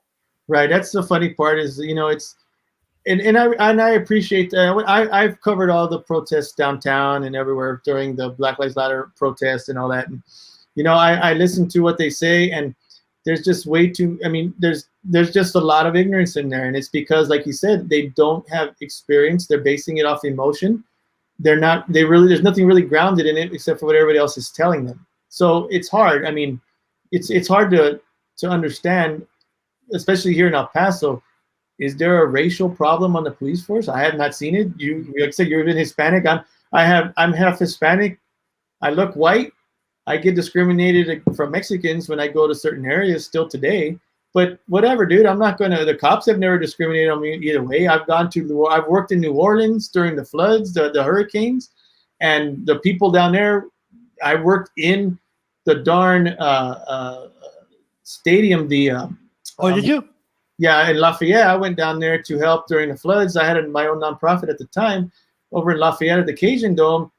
Everybody was black in there that was needing help, and I'm a white dude here, and I'm helping. And nobody, you got to realize there's bad people out there, but the far majority of people are good people, man. They really are. And the racism is not as rampant. It's there. I'm not saying. I think racism, Ben, it comes from your upbringing. It does. Kids do not get that on their own. I'm sorry. No, they don't. Kids it's don't either get your tío, your mom, your dad. They all this N-word or this spick or this.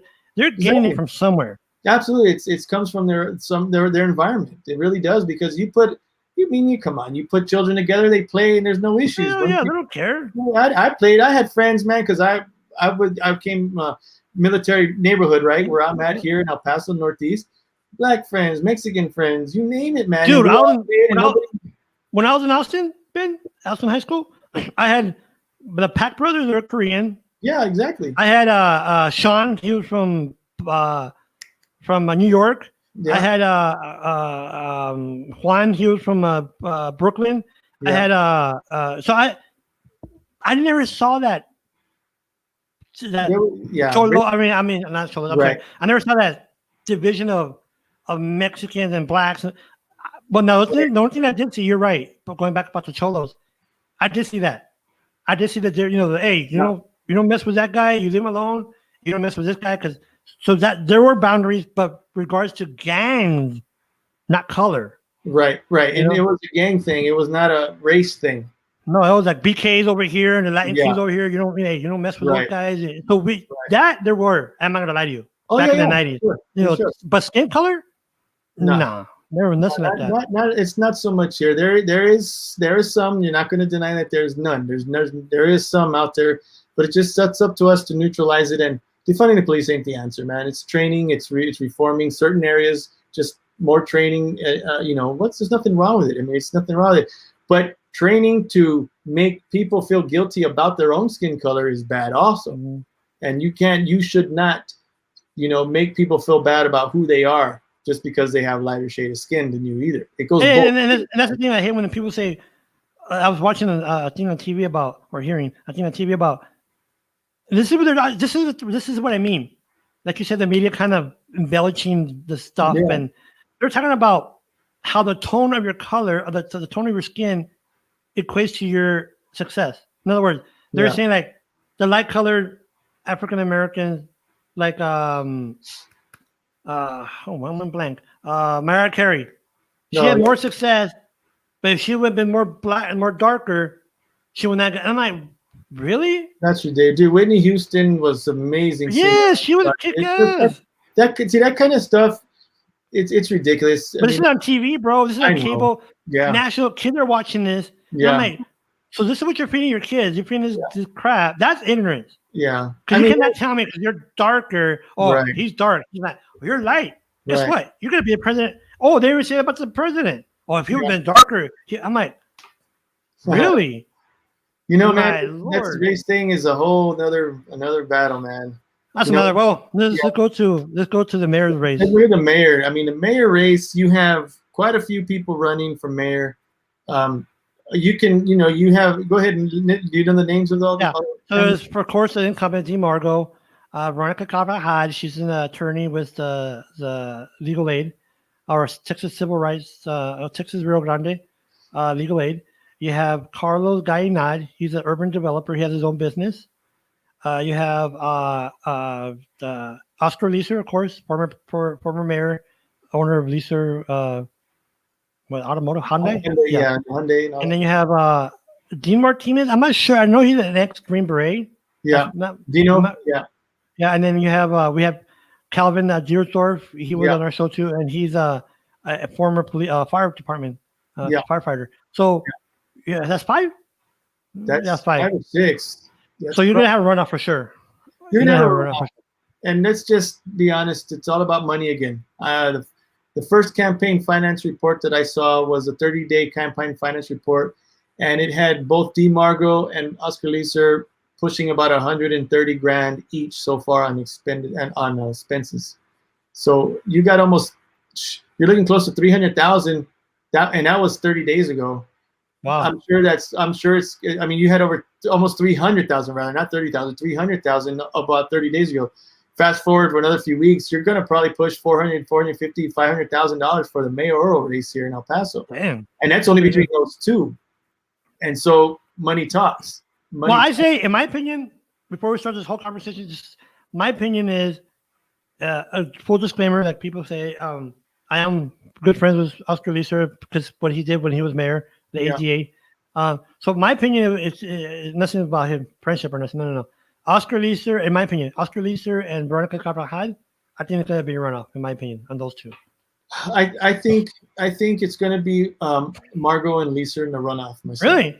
Yeah. But Veronica Carvajal, again, she's got a humongous heart. She makes a lot of sense. What first thing is finances, right? The money coming in. She can't compete with the other two. The other two get a lot of TV time. Yeah. Everybody know Leeser's a good boy. Everybody know Margo is Margo. So those two names are household names. You know what's funny you say that? It's funny you say that, Ben, because we're talking the ecosystem of social media, right? Yeah. Right. Exactly. And just to put this in perspective, so we know all these people are running for mayor, right? Well, some we didn't, now we do. But anyway, so the other day my aunt called me. Mind you, this is what, October? She said, Mijo, Oscar's running for mayor? I'm like, yeah, because I saw a sign over here in Zaragoza. I'm like, wow. You would thought she would know, but that's what I'm saying. The average voter sometimes don't. They don't know. And they just see the name, they'll go and vote, right? They say they go to to the ballot. Yeah. They see Carvajal, they see Yeah. Leeser. Oh, wait a minute. Leeser? I know him. Absolutely. He's a good boy. Nobody, I mean, it's a lot of work. And here's the thing I tell people, because I mean, I've even had the absurdity. People actually say, "Hey Ben, you should run for mayor." I'm like, dude, nobody knows me, man. You might know me on Facebook, but you don't know me in the city, bro. I'm not even here. Not even, dude, not even close. And that's the problem. I mean, nice people. Calvin Zildorf, nice guy, man. Nice guy. Great guy. I like Calvin. Yeah. He has some decent ideas. The problem is nobody knows him. Yep. Same with Veronica. You got more people who know Veronica because she is, like you said, she works in this capacity, and she's been in the public somewhat. But if you don't know, you don't know. Because if you go to my parents' house and you say, "Who do you want to win for mayor?" They're gonna say, "Oh, I know Margot, obviously, and Oscar Leeser's running." They're not, because they don't know the others. They're not involved in politics, so they're gonna go with the people they know. That's going to be Oscar Leeser, even more than DeMargo, because Oscar Leeser has the commercials, the Hyundai. You cannot lose as Oscar Leeser because grandma or your mom has told everybody you're a good boy for so many years. It's a fact. It's branding, it's marketing, it's what it is. I mean, it's what it is. He doesn't even need to spend so much money campaigning, let alone, on his car advertisements, because all you need to do is say, "Hey, Oscar Leeser, I'm running for office." Boom. Oh, you're the guy that owns Hyundai. You're the guy that puts on the parade. No matter what you do, it's like I was saying, going back to what I was saying about the football player. He comes in, Eric Jones comes in, I guarantee you it. Holy crap. Yeah. Check him off. They didn't even know what in the world his politics or policy. And they're like, holy crap. I have a comment here. So I'm going to do just whatever time we have left. I'm going to go like this. That means I have a comment. So I want to cut you off because you're talking a lot of stuff. So we have a comment here. Okay, so Michael Gonzalez. Society doesn't value responsibility anymore. Nobody speaks of the society effect on growing up fatherless. The stats are out, and our kids are growing up hurt and detrimental to mental health. Neither candidate is focusing on fixing family law and focusing on families. And and that's the thing. When we look at how the candidates are for mayor are running, right? Because you got to understand, though the issue that Michael just mentioned is not relevant to the people and what's usually used for campaigns. It's usually budget, right? Usually, it's definitely budgeting, spending. It's what have you done to bring jobs here to El Paso? What have you done as far as making El Paso a better place? When it talks about family issues, that's very low on a candidate's totem pole, because there's people that don't have kids that can care less. But there's a lot of, everybody pays taxes, right? And it goes back to same with parks for city council reps. A lot of people don't have kids to go there or even use the park. So that's lower on their voting. They're more concerned about their roads, because 100% of us use the roads. So when you look at the order of importance, you got to look at what affects most of society first before you even come to it. Now, granted, once they're in office, what are they doing to address these particular issues like Michael brought up? Did DeMargo address any of those issues in city? Did Oscar Leeser address any of those issues in his prior tenure as when he was in office? So when you look at Veronica Carvajal, how is she going to approach it? And let's just say she puts it at the top of her platform. Great. You're telling El Paso this is the most important thing to you. Well, that alienates a big chunk who don't have children. See? So you got to play the game in politics. You got to throw the bones out to the majority. It's unfortunate that's politics, though, because you can be all about children and family, but you have a whole bunch of single people in the society who are voting that don't have families, don't have children, that's not their priority right now. It's like for example, I'll say it. It's like AGA. Some people care less. I don't give a crap about that. But for me, yes. It's something impactful, emotional. I'm going to vote for that person. Absolutely. End, for me, you're right. Perspective or the tier of what they're saying in regards to the campaign. So right now is what? COVID is the budget is. So family issues, they could address it afterwards when they get elected. But are they? So like you said, what they say, or what I'm saying, what they say and what they do are two different things. Now, my opinion, Veronica Carvajal, the thing that really helps her a lot, in my opinion, is she's been a litigator. She fought for people, for environmental, No, but the people know that. That's the problem. They see Oscar Leeser or they like DeMarco for whatever reason. Hey, not knowing that she was she's a litigator, a real good one. She's a Harvard, Ivy League, smart woman, very smart woman.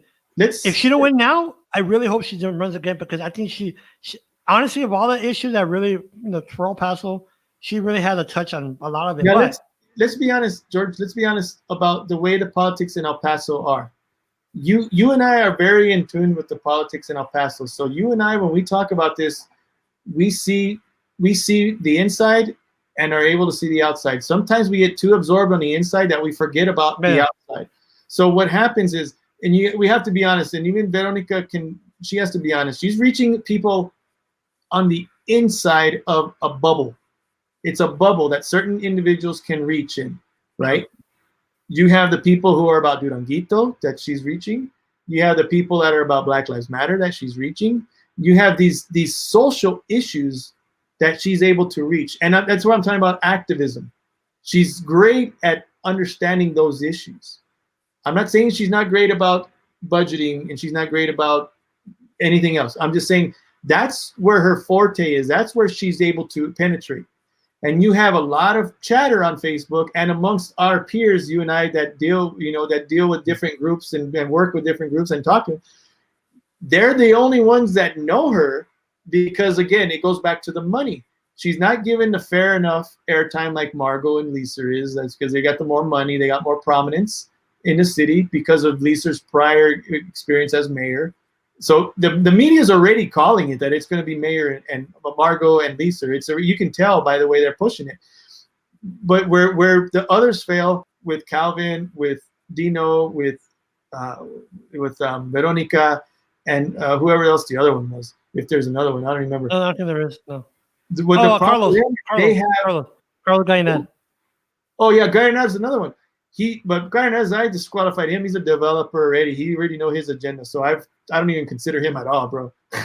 Well, a lot of people, when I had him on my show, because that's one thing when we had him on our show, we get comments, the back end comments, like, oh, this and this and that. Yeah. So like Carlos, I known him for many years when he was at EPISD. Yeah. So when he was running for mayor, I'm like, hey, I know the guy. Yeah. But he has baggage. A lot of baggage. And that's a problem. I think that a lot of people don't want to disassociate him. He might be a good guy now, but I guess he had issues when he was at EPISD, and he part of the city too. Back in the day. So you have all that stuff in the background. Yeah. Like Lisa, he has his stuff in the background. You have Margot, of course, obviously, but Veronica, like I said, I'm sure she. To me, right now, if it wasn't for Lisa, I think she would be the better candidate, the best candidate. I think you're right. If it wasn't for Lisa, Veronica would have a lot more leverage right now. She definitely would outrun the other candidates without hands down. And that's no taking away from Veronica at all. She's she's fantastic. The problem is like I said, it goes back to money talks, and it goes back to prominence within the general public. You can go into any household right now and say, hey, Oscar Lisa, the guy that owns Hyundai? Oh yeah, and you can say, what do they say? What do they say? Right? My son, what do they say that his mom says? Yeah, he's such a good boy. Yeah, that's what they say. But the thing is, like I said, if Oscar just, I'm going to stay out. I really honestly think that Ms. Veronica Carvajal would be a contender. It would be a very interesting race if Lisa was not in it. That's for sure. Because now you have a like almost opposite candidates, like almost completely that are getting the forefront there. That are, right? Because you got Veronica, who's an advocate for Duranguito. You got Margot, who's a staunch defender of the arena. That would be a true telling of what El Paso is. But because you have Lisa, who is prominent because not only his business, his monies, etc., he's out overshadowing Veronica because of it. And honestly, I feel Lisa's going to win this thing ultimately in the end. I think Lisa's going to take it back because when I look at what he did with the budget, he did great work with the budget. I won't say perfect, but as a mayor, he was really hard on certificate of obligations. He was really good on things that mattered to the general well-being of the city. Now, it's easy to throw Margot under the bus for COVID. It's easy because you don't know, man. You can look at anybody in office right now who, no matter what side you're on of this COVID thing, you're doing wrong to somebody. You're somebody's mad at you, whether you're Annello and Cassandra and Peter voting to put more restrictions. You're pissing off a big percentage of the community that don't want restrictions. Oh, but what do they say? What do they say, Ben? What do they say? Almost said a bad word. You're crap if you don't. Yes. And you're crap if you do. I mean, because there needs to be a medium where keep the businesses open or don't keep them open. But we have this back and forth with the mayor and the city and the county judge saying, go here, go there, and then go. I just hit the microphone. Go here, go there, and you're like, somebody make up your damn mind, right? You know. Well, I mean, it goes back to general understanding of the law and ordinances and how it works in the state of Texas and other states. And a lot of people just, I mean, I literally gave a Civics 101 class on a video I did the other night because people didn't realize that Judge Samaniego is not a judge. He's the chair of the committee that runs the county. Essentially, is what he is, and that he supersedes the mayor's ordinances. You know, so I had to really break that down to an extent so people could understand, because even people don't even understand what that means. You know, they don't get it, and so we're in a society that we didn't learn a lot in high school, and we're not being taught. We're just being taught to voice our decisions or make our decisions based on emotions rather than the reality. Now, I feel Margot, and then people are going to hate me about this, man. People are going to not like me at all. But I think the approach Margot has taken till now is the right approach, because looking at the facts of the people getting sick, you can't blame it on a guy who has a tattoo parlor, man. You can't shut him down because he's not the fault. Well, let me say one thing about that, and the way I would disagree, because, of course, respectfully, of course. Well, I don't like you anymore, man, because you're disagreeing with me. Right? You're now, yeah. The only thing I disagree with that, the notion about him, it hasn't been effective in my opinion, because, of course, I'm not a medical specialist, or I'm just saying from my perspective that, in my opinion, he could have used more of the CARES money to do enforcement. And what I mean by that is, because we furloughed what, 400 employees, more or less, más o menos. Yeah. So he could have brought some of those people back. Say, you know what, we're bringing you back. You're be enforcement, either to the city, to the streets, or to the bars, or whatever, the restaurant. Because they're saying, like, for example, they're saying that the Ojo Locals on the east side was just packed every Saturday. It was packed. Shoot, you go to here, Applebee's, where I live by, it's packed on Saturday. The point is, to me, in my opinion, it could have been done better. Now, this is hindsight, right? 2020. But if we would have put more enforcement, or the city, when it did a more initiative of enforcement, in other words, go to those restaurants. Hey, fix it or shut you down. Dude, I have here in my neighborhood, every freaking weekend they have parties. I call the cops. We have too many people. Yeah. They'll show up at night. That's what I'm saying. We need to have more enforcement. Now, granted, private party and a business are two different animals. Maybe private party is more for the police enforcement, because, you know, there may be alcohol, but let's say a store or a restaurant, that's more of enforcement, where somebody come in, you know what, I'm going to cite you. You know what, matter of fact, I might shut you down. Yeah. Or just do something in enforcement, not just let it run amok. Right. Now, the enforcement thing, and here's the problem with enforcement of these ordinances, and the people are right. Ultimately, you stand a chance of a lawsuit by enforcing an ordinance or an emergency order. There's not enough concrete teeth on that. Okay. Well, I hear you, but see, that's the thing. Right. But when people start doing that, people, and I've seen it. I think I know who you're talking about. If you're saying that, I was about to say his name, but no. That remember the owner for the Cowboys, Jerry Jones. Yeah. He one time said, "Folks, we're not trying to circumcise a mosquito here. It's not, let's not make it too hard. Yeah. There's an ordinance, emergency mandate, or whatever they want to use, but that's something that the city could use to enforce what's the best for us. In other words, I understand what you're saying, dude. Right, Brother, right. trust We me. have, I mean, look, there's people out there going to say, "Oh, legally, course, ordinance Article of course, 2.1 in the Constitution." I get that, of course. but enforcement, no matter what it is, enforcement of just walking in and you know what, I want to cite you, or Yeah, you need to pull these people out. yeah, Enforcement should be a way to walk in, Ben, yeah, to let's say a restaurant that's packed, like Applebee's. yes. No, I You know agree. what? I'm going to I give you agree. 10 minutes, Yes, empty half of these people out. I'm I going to shut agree. you down. I agree. I agree completely with that, 100%. Because we're trying to resolve a problem that affects all of us now. It's not only affecting individuals and certain groups, it's affecting all of the people of El Paso. And if you're a party to that, causing more detriment to society, then there needs to be something done to remedy it. And yes, if you understand there's a 50% rule that you're being asked to follow, and you're not, then there needs to, I believe there should be an enforcement. That's why I don't believe in shutting down. I believe with strong enforcement to make sure these people aren't violating, but at the same time, people have to be responsible, because I'm not going to let the people off the hook. I'm not going to let my neighbors off the hook. I'm not going to let my own family off the hook. You know what's funny when people say that when I put on Facebook about people partying, I'm going to call a cop. Oh, oh, bro. I have people. Oh, you're a snitch. You're an ass. You're this. I'm like, you know what? If I'm a rat, give me some cheese. That's fine.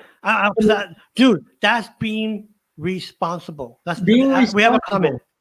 We got a comment. What do we got?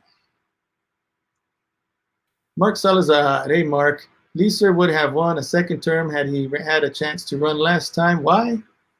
I would think the voters shouldn't have had to endure Margot all these years if Lisa hadn't practically handed the mayorship to him by not running a second term. We also shouldn't be subjected to Lisa's whims not to run for re-election last time and now deciding to run. I also think his car commercials are cheating campaign commercials.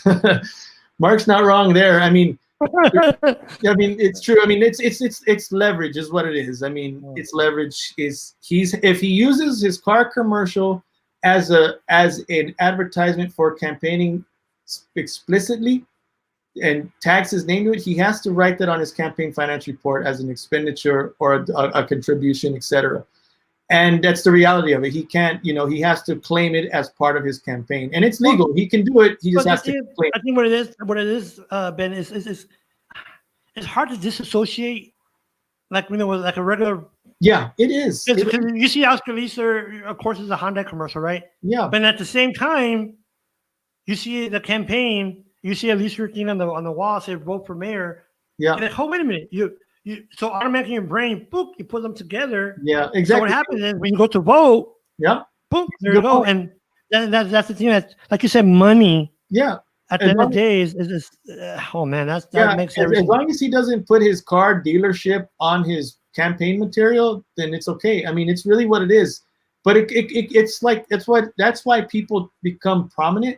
A lot of people, they become prominent in business or celebrity. Like Arnold Schwarzenegger would have never won the governor of California, dude, if he hadn't had all that success. So it comes with the territory. Ben, that's okay. There you go. That's a great example, right? Mr. Aaron Jones. I don't know the I don't know the guy. I do apologize for using an example. He might be a great representative, but just using it as an example. Yeah. But like Arnold Schwarzenegger. Yep. Dude, I guarantee you, he was. Oh crap! The Terminator. He's running for governor. Oh hell yeah! Oh yeah. And that's what I'm saying. That's exactly right. So I mean, Lisa, he may or may not be a good candidate. I don't know. Right. Well, that's not for me to say. Judging by what Lisa did while he was in office, and people remember, he wasn't perfect. Let's just understand. No politician, no office holder is perfect. It's impossible. You do things that are gonna make people unhappy. It's the bottom line. For the most part, he did a decent job. When for me, he did two things that I see are great. He did a lot to advance people with disabilities inclusion. Sure. He did, I mean, tremendous amount. Yeah. Historically. Yeah. And then the budget, of course. Every time he would have I remember one time we were having a discussion, and Tommy Gonzalez told the group of us that there was a surplus in the budget. I'm like, oh, really? A surplus? Yeah, we're going to put this surplus into that account, to that the on-demand program. But like I said, all the discussion we're having, folks, is for you to make you think. You notice we talked about politics, we talked about social issues, because at the end of the day, you need conversations to make you think, not just because, my color red is green, or the best color I have is red. If you don't like red, F you. Yeah. No. Open your mind. Open your mind, folks, because it goes back to that, George. It's people are being trained to pick a team instead of picking what's important to society. And that's the bad thing, because I know people that are voting blue no matter how bad those items are for society. I know people who are voting red no matter how bad those things are for society. And I don't like either extreme. That's why I'm an independent voter. I conservative leaning when it comes to fiscal conservative, because I think tax dollars that are back in people's pockets are better used than the government using them. Because I can tell you right now, I make better decisions for my family than the government. Well, let me ask you this. All right, Ben. I'm gonna put it on the table here for everybody here. Ben, I want to open a grooming shop for elephants. I know we're gonna lose money, but I want to do it, man. You in? You want to? No, bro. That's what I'm saying. No, it's a terrible idea, and I can't believe I'm even your friend for thinking about that. But the thing is, the city, even though the financial information is there, and it's like, for example, and I'll tell you real fast about the trolleys. When I was on the Mass Transit Board, the Citizen Advisory Committee, for months, folks, they would say, we're losing ridership. We're going to have to consolidate. We're losing ridership. We're going to consolidate. I'm like, all right. And we recommend it to the city council, and whatever. All right. So then here comes, I was on there for 2 years. Coming in. And then, boom. The trolleys are being rehabbed. They're coming in from Pennsylvania. And I'm like, this is before I started this conversation about the trolley. I'm like, whoa, wait. So me and Ray Benasiak, the director at Sun Metro, I'm like, you're telling us, the committee, that you're losing ridership, you're losing money, right? Yeah. So you bring a trolley that you still have to build facilities to house the maintenance and all that, which is, folks, I'm telling you, each facility is like $1 million. I mean, in lights and all this. Wait. So I'm like, oh, wait a minute. So you're bringing in something that you know is not going to bring money in, because they're thinking about, we had the guy come in and tell us, the trolleys, guys, it's going to bring in the economic impact to the downtown area. It's going to bring in small shops. And I'm like, is this guy from El Paso? I mean, like I said, I'm not the educated person, right? And they still brought it in. They lost money, but yet they still, and then check this out. During the conversation, when I was at that time I was chair, I get an email from somebody, God knows who it was. I get all these damn emails all the time. And it says, about TxDOT survey, there's 2 bridges near downtown, the overpass, they're going to pull out and replace them because the structure was it's going to fall apart. Guess what, guys? The tracks are on those damn overpass. So I brought it up. I put it on the agenda. The guy came in from the trolleys. I asked him, okay, so you're going to have overpass with rails. Did you know about this? Oh, yeah, we knew about this in 2016. Well, then why the hell did you follow through with it? Yeah. And, because we could pull them out, and then we're going to put them back in. We'll put you around. I'm like, okay, stop. Okay, you just said it. You're going to pull it out. So that means the service is going to what? Stop. No money. Going to put the overpass bit, and then put more rails. Guess what? More money. Bro, I don't know how the city runs. It runs off of the people's backs, and every time they want to do something, they dig in our pockets even more. And there's a reason why El Paso has a high poverty rate, and it's not because of taxes. The taxes are hurting the middle class more than it's hurting the people in the lower 30%. What's hurting El Paso is they have these big eyes. They're throwing everything they can against the wall to see what sticks, and so far nothing has stuck. It's a good idea on paper, but when you look at the demographic and the economy here, it's nothing's going to work. Nothing that they have brought is working. You need jobs. You need. Put it this way: the baseball stadium didn't bring Amazon to the county. The baseball stadium didn't bring Marmax to El Paso. It was petitioning for jobs with the labor, the educated labor we have. We got great students. I mean, you have a great knowledge base here and a great workforce here. blue collar, white collar, working together. El Paso was thriving with its economy before NAFTA hit. Those things left. Our economy took a major dump. They never decided to approach it back at that angle again because manufacturing went off to Asia. Well, look at the warehouses in Alameda, Pine Springs, they're packed with warehouses. And now, we have a comment. Let me see the comment. Walmart is packed. They are counting and limiting the people entering. They did that before and not doing it now. See, it goes back to what I said. Mark Salazar says that. It goes back to what I'm saying. Again, when you look at the spread of how it's being spread, they're calling it that the majority of it is coming from stores. Yes. Okay.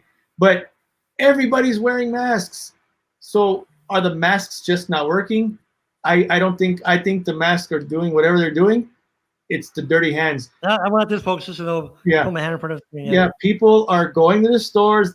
They're wearing masks. It's not spreading in the air. It's spreading on items being touched. That's I can tell you right now, that's where your spread is going to be, because that's why people, when they're at homes, their families are getting sick because they're touching things. They're not washing their hands.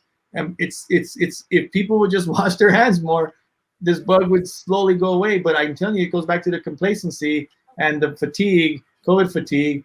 People are just not doing the right thing. You can blame it on gatherings, on public gatherings. You can blame it on the stores. But let's go back and remember, we had protests going on, major protests where people were tightly packed. I was at all of them, and I was in the middle of them. And you were scared. I mean, that didn't like putting it back. You weren't like nervous or scared about No, I wasn't worried about it. Because I'm not about the protest, but about the virus. Yeah, no, not at all, man, not at all. I mean, I'm aware of it and I'm concerned about it, but it doesn't scare me because I'm a fairly healthy guy, so I'm not too worried. Although healthy people are getting sick and dying from it, just the sheer idea of it. I don't live in fear really of anything, so I'm not too concerned about that. What you go back and you look at the protests that were happening here locally, and you look at the stores that were open, and the numbers did not get nowhere near what they are today back then. Well, let me ask you this before you go any further. So that's what I don't get. Okay, we talked about this earlier in the show. What's the catalyst that right now? Because all of a sudden it was in the I guess October, just boom, shot up the heck. I mean, it started like maybe like 600, 800, 9,000 or 900. Now all of a sudden just. So I have theories. I have a theory that nobody likes. But one of my theories is it just so happened to start spiking after they started giving people the flu shot. Now, I'm not saying the virus is being put in the flu shot. No. What I'm saying is that when you get an inoculation of any type, your immune system responds. Sure. It causes your immune system to weaken because it's fighting something off, which is the flu shot. So it leaves you vulnerable to other things. And that's why people get colds after the flu shot. They're not getting the flu, they're getting sick from the rhinovirus, and they feel like crap because their immune system was weakened for a brief period and they caught the virus, the cold virus, which is in our bodies anyways. You can get that anywhere. Yeah. But I think what's happening is people are running out getting their flu shots. Some are getting sick of COVID because it's out and about, and they're spreading it without realizing they have it on their hands. I don't think it's coming from their breath. I don't think it is, because everybody, I got video, like I said, everybody at these stores are wearing masks. So I don't think the stores is a source. There might be other places, like you said earlier, George, like the bars maybe, because they're socializing, they're walking around and they don't have to wear masks. That's potentially one source. But for this type of growth. But honestly, Ben, can you say this? We both agree on this. No matter what, at the end of the day, well, you don't have to agree with it, but what I'm about to say is I'm going to listen to a professional, a medical professional. Right. If he says X, X, and X, I'm going to listen to him. I'm not going to listen to a politician. Right. That says X, or people on Facebook. There's this guy, one particular guy. I think he blocked me. He blocked me already. But like you said, at the end of the day, what you just said, your hands. I'm putting my hands up, folks. Hands are the most dirtiest thing in the world. You come home, what do? You put away the grocery, you've been in the store, gotta rub my nose, rub my eye, poke my nose. Exactly. There you go. And the thing is, at the end of the day, we just got look at But even more so, George, it goes even further. Not only that, on your own hands, the products you bring, right? It's like just say people are shopping that have corona. Like I said, it was found on a gas pump. That was the reality. Yeah. So people have it on their hands and don't realize it, or they do realize it and they don't care. They go out because they're not quarantining themselves and they're touching apples, for example, buying apples, smelling the peach and putting it back, or they're looking at buying orange juice, so they grab the box of orange. I'm not going to take it, put it back. And the next guy comes along and grabs it, and now they have this guy's coronavirus germs on the box. So you got to be responsible. What I do is when I go get my groceries, I wipe. I hate to say it, but I'm not ashamed of it. I wipe the boxes down before I put them in the shelf, and I throw the bags in the trash so I don't have anything remnant of what you know what I do. Funny you say that too. Well, paranoid. That's the word I was looking for earlier. My wife said I help her with the groceries. Either we pick up or she goes to the store when it's not that busy. So I bring the helper with the groceries coming in. I put them on the counter. I help her, take them out of the bag. Right away, I go and take my T-shirt off. Yep. And I go wash my hands. Yep. She's like, "What are you doing?" I'm like, "I'm just trying to do the best I can to not get the virus." And there's nothing wrong with that. I think it's being responsible. That's why. I mean, have you been sick? Sorry? Have you been sick of COVID? No, because it's fucking no. And that's the thing. Even before the cold season. Yeah. You gotta understand, and this is different for me, from you, from me. This is my eyes. Sure, you have to take care of it. So I have more of a washing my hands all the time, even before the COVID. My wife would tell you, she was, "God, I was always washing my hands before this." And the thing is, you have to. I think just being responsible of washing your hands and not going to parties. I mean, even though if it's not in air, just don't be irresponsible. Like last night. We had a guy in front of us. In front of us. He had a party. Yeah. I'm like, seriously, bro? Yeah. I called the cops or the non-emergency line. Yeah. And my wife said, "What are you doing?" I'm like, "I'm calling this guy." I mean, we have numbers that are high. Yeah. And people just, I don't know, bro. I think I don't know what it is that disconnects. It's the people. I mean, they just don't care, dude. I mean, they want to live their lives, and I mean, I get it. But it's now we're in a situation. Well, this is what I tell people, and people don't understand this. If this virus persists, and we don't pay attention, not only in El Paso, but I'm talking in the state of Texas, in the United States of America, you're going to see laws changed that are going to take rights away because of it. Yep. They're giving us an opportunity to willingly behave. To just do it. The ordinance doesn't mean we're going to rule you forever, but that's the fear. A lot of people fear that the ordinance will never go away. It doesn't work like that. That's what I'll tell my wife. Doesn't work like that. You hit it right on exactly what I tell my wife. I go, "Look, they're telling you guys, like kids, you raise kids, right? I raise kids. Yeah, of course. Hey, don't touch that. Don't touch that because if you do, I'm going to spank you. Don't touch that." And they come and touch it. Boom. I told you, you did it. Now there's a consequence. Same thing with the order. They're telling us, "Hey, folks, play along with us because down the road, like you're right, come down," and they're gonna say everybody's gonna be, "Oh Lord, I could just hear it." Dude, just be responsible. How hard is that? I could tell you right now, like I said, because I have eyes inside the hospitals. I can tell you right now, I got to go pick somebody up from work in a little bit from the hospital that's been working all day, and I'm gonna hear the stories. I'm gonna hear the extremes of the reality that's happening in these hospitals right now. Representative Annello says she didn't have any information about William Beaumont. No. Okay, so Beaumont is actually transferring patients to San Antonio that are non-COVID patients. Okay, so but what Beaumont is taking is veterans, some veterans and that qualify, and veterans that qualify that are sick. From what I understand, COVID and non-COVID. I don't know to what extent COVID they're taking, but they are taking veterans in the hospital at Beaumont, and they're pushing other veterans who have other ailments, from what I understand, to San Antonio. So that's where we stand. I mean, honestly, Ben, just you saying that, like, wow, El Paso, you never thought that would get, you know what I mean? Like you saw right now, that CBS report, dude. My wife was like, "Babe, it's on ABC." I'm like, "It's been on ABC, CBS, NBC." I mean, dude, every night. What bothers me, dude? I think what people, my friends on the right, need to relax, understand. It's not okay when they start telling you, because I'm talking to the people on the right. When the government puts an emergency order because of the medical on the system and say, okay, please stay home. We're asking you to stay home. Okay, that's one thing. When the government then says, turn in all your guns, that's another thing. So a stay-at-home ordinance to help relieve the hospitals is not the same as we're taking your guns and your freedom away. Oh, by the way, did you see that report? Walmart's pulling their weapons from their... Yeah, because of the looters, yeah. But what you just said, Ben, think about that. That's perfect, okay? Because you have these people on the right and the left, whatever, okay? The health or the emergency mandate or ordinance or however we want to call it, dude, it serves a purpose to help. In other words, it's telling you, okay, we're going to do this to stop this. There's a cause and effect, right? We're going to stop this so the hospital won't be overwhelmed. Right. So if you have a car accident or a heart attack, guess what? We don't have to fly you to Canada. Okay. Right. Number two, going like what you just said, I'm going to take your guns away because I don't like guns. Right.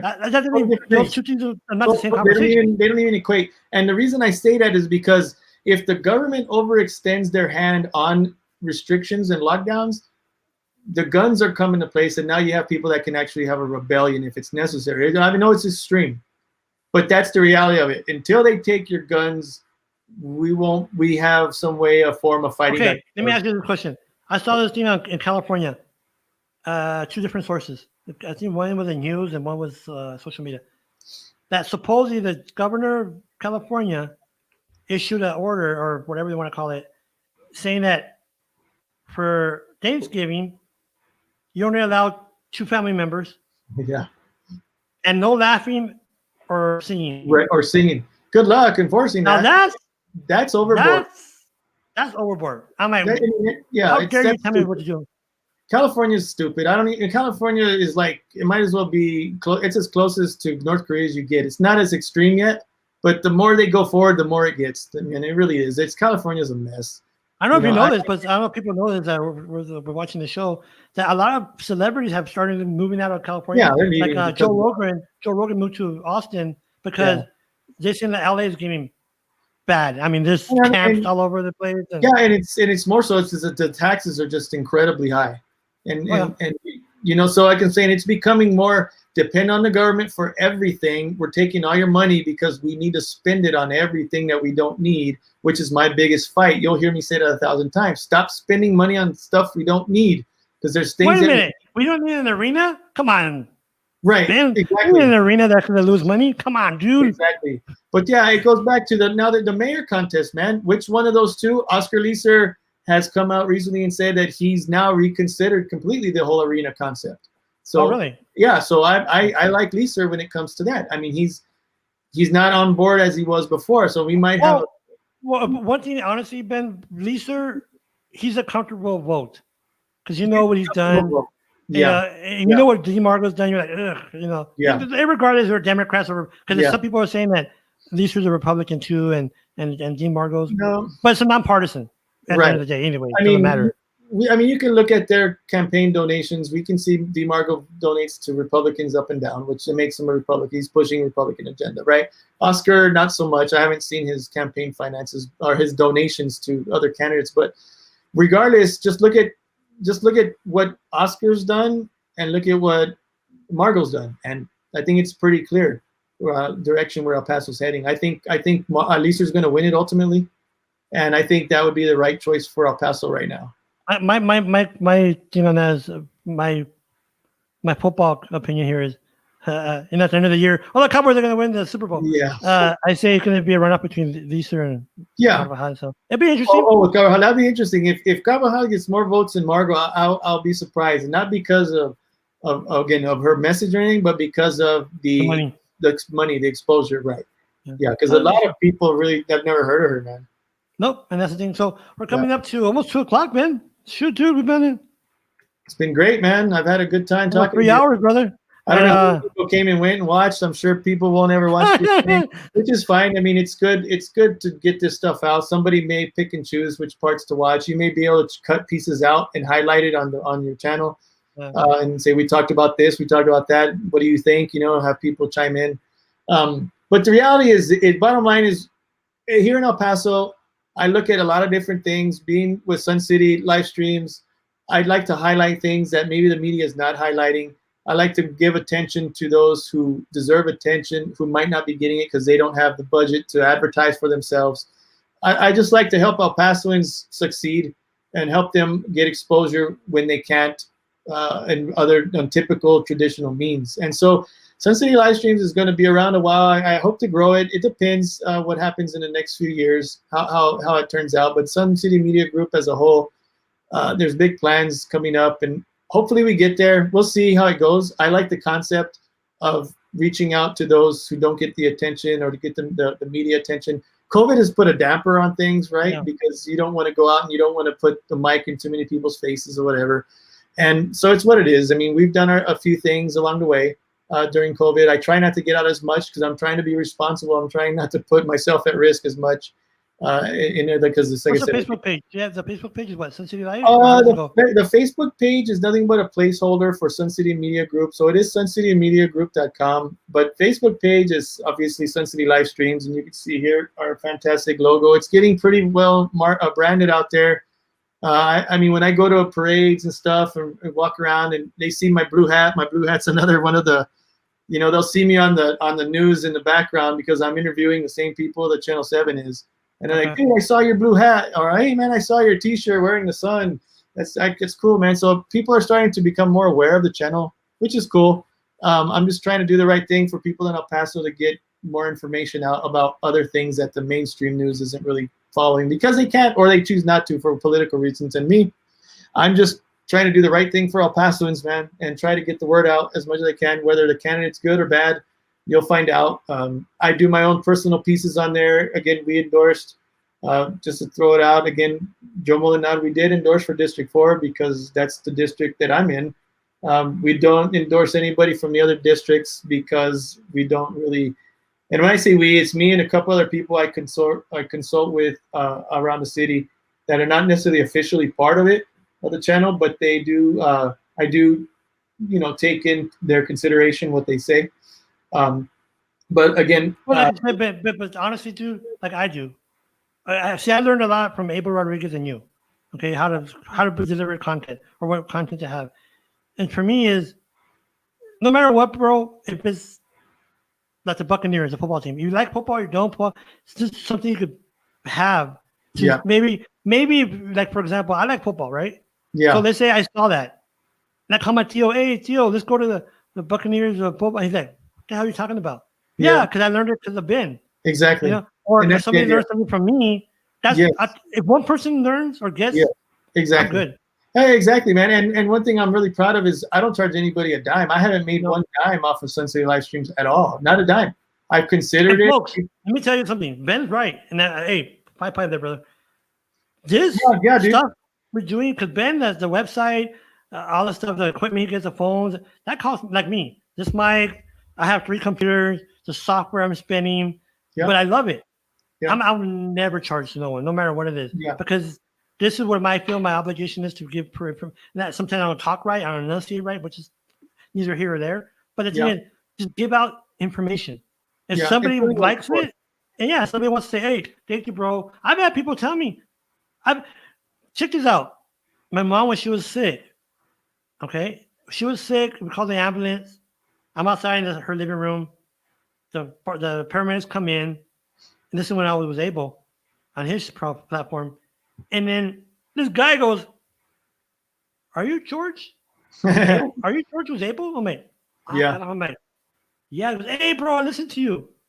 I'm like, holy shoot. Yeah. But what I mean is, I said another word, by the way. But the thing is, just to get the content out there, Ben, because I know you, bro, you have a lot of watches on your we've actually, I mean, it's certain content really takes off, and it really matters what the topic is, and it really matters. Politics, we get our share depending on how controversial it is, and that's the thing about it is, We went from, honestly, we started in, what was it, June of last year. And we're over 12,000 followers of El Paso and Las Cruces in a matter of a year, a little over a year. Cool. And we're climbing, and it's because the content. We bring good content. We bring things that I think people like to watch. Like, again, it's all about El Paso, man. It's all about giving back to El Paso, helping El Pasoans succeed. I got a couple of interviews coming up with some new restaurants opening up. Ben, you gotta, sorry to interrupt you, but you gotta agree, which is, as what you do and what I do, we're not at the same levels, of course, right? Because you're like the MLB, I'm the Chihuahuas. Just when we get out information, that's what I tell people. I try not to be biased.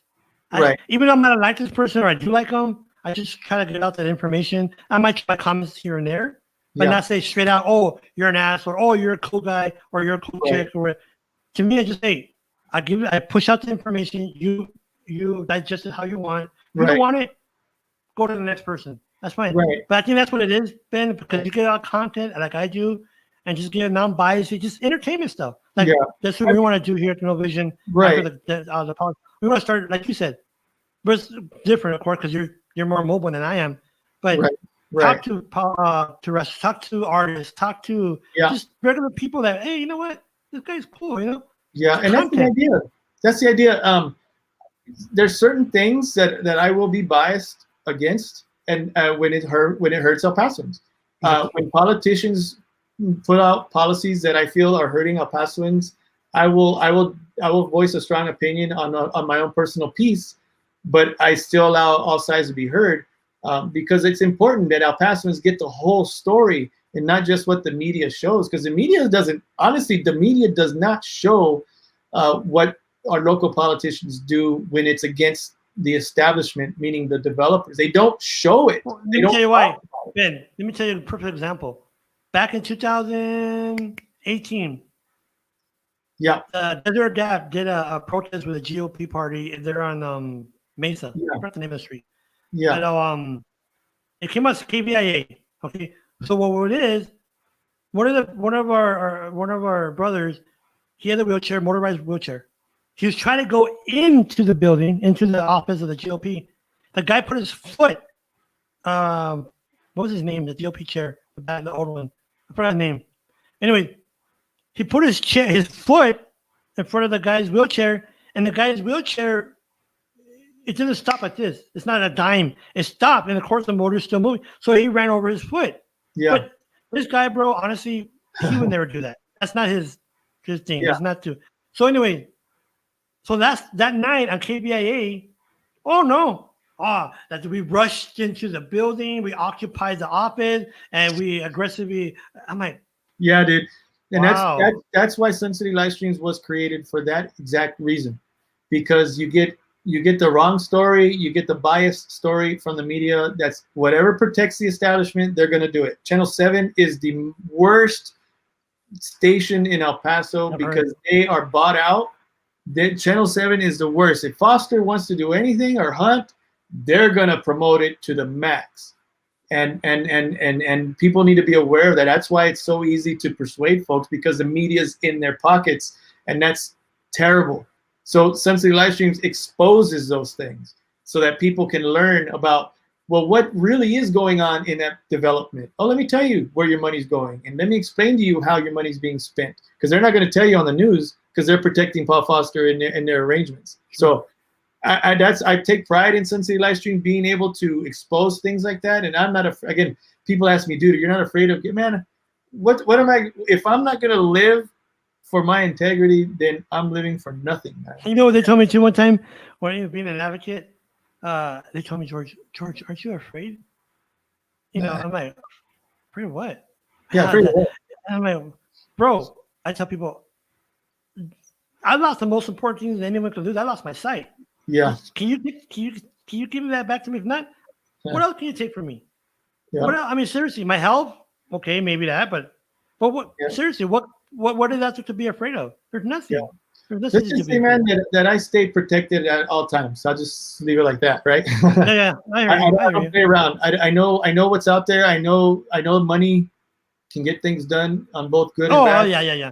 And I'm not afraid. I'm not afraid of any type of situation like that. I can protect myself very well, and I'm not afraid of any of these people who might have power, because No, I hear you. the power doesn't intimidate me. The money doesn't intimidate me, because in the end of the game, in the end of the day, there's thousands of us compared to them. And Amen. the more we make awareness to the thousands of us, the more power we take back from them, and the more we can do for the right. Well, look at the free space there in the northwest of El Paso. Dude, that was huge on social media. Boom. And look at what happened. It passed. Well, it's because you got the candidates, and a few of them that are up for a re-election right now, and just on council voted to let them do it. So, it's just what it is. Is people got to understand, just because they're a nice person, don't mean they're going to vote with your interest in mind. No. That they get bought out. And that's why I say, for sure, 100%, Henry Rivera's bought out. District 7, I'm not on board with Aaron Montes, everything.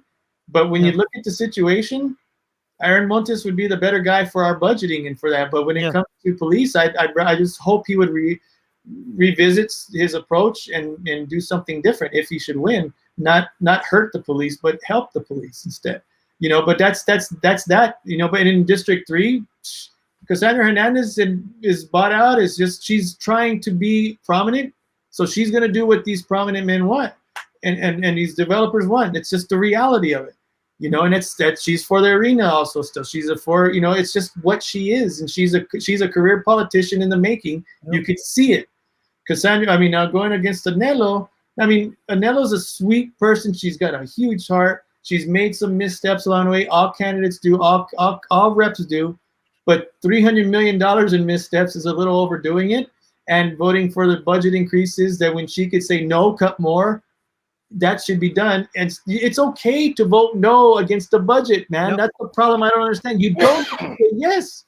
You can say no if you don't agree with it. You don't have to say yes. You're still going to get the projects done. If everybody would just look at the priorities and say, no, we need to vote down that, and say, Tommy, Mr. Gonzalez, you take your team back and you cut more money out of other projects and come back, because we're not going to vote yes for more spending. That's all it takes. But you can't do that when you're asking the city council you're asking as a city council rep for more projects that's going to cost more money. You box yourself in when you put so many projects on your own plate for your own district that there's no way you could say no. So not only that, Ben, but like you said, just the rubber stamp. Because like my rep, District 7, like you said, try to educate yourself on the candidate. Dude, he's like, yes. And then when you try to go against it, like the ordinance for the closing down the stores, or even the cluster information, no, we're not going to do that. So, but the thing is, we're going to, okay, you're at District 3, okay, or District 2. Okay, I'm sorry, I didn't want to interrupt you. Go ahead. You're at District 2. Yeah, no, but it's it. You got, like I said, you got to look at the candidates who are in office, what they've done. But also, if you don't know the candidates they're running against, just look who's financing them, man. Just look who gives them money for their campaign, because that'll tell you if it's people, and strictly people, and maybe some nonprofits or some organizations that are giving them the money, like the police or whatever. They give money to everybody. That anybody who gives money as an organization, they're lobbyists, man. No matter what you say, the police groups give you money, obviously, because they want more money in the police budget. Obviously, it's common sense. Look at your values, look at who's running for office, and look who's funding those candidates. And if those people funding your candidates matches your values, vote for those candidates. Don't just vote for somebody because they're your friend. That's the dumbest thing you can do. The dumbest thing, and then you get your friends over there voting now for another tax increase, which pushes now your mortgage payment even higher, or your property tax. You can't even afford to pay your taxes now because your friend voted against you and your best interest. So it comes back to the reality of what these people are doing for the whole of El Paso, not just for the interests of El Paso. And that's a good thing you said that, Ben, because we'll close it out because I know you have to leave to pick up someone, but people need to understand. You're a district, like District 7. Okay, that's fine. But like you said, the arena. Well, the arena's not in District 7. Why do I care about the arena? I've heard that comment. Or So what's going on with the Wolf Lodge? That's not in my area. Why should? But yeah, I understand. And collectively, they all come together and they vote. And that's what we need to get out. In my opinion, now, folks. Morgan, Rivera. What's the other one? The other one from the District 8. What's her name? District 8, Sissy Lazaria. Yeah, that one is her. And then what's the? I went black on the names. But anyway, because one person's not gonna. Let's say, for example, Aaron Montes gets elected. Himself, he can't change anything.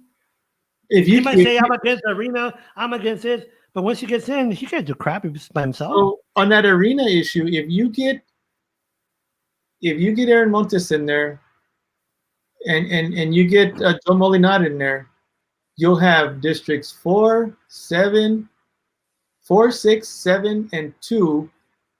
And I don't know where Peter sits on. I think Peter's bought out. Well, he's gone anyway, isn't he?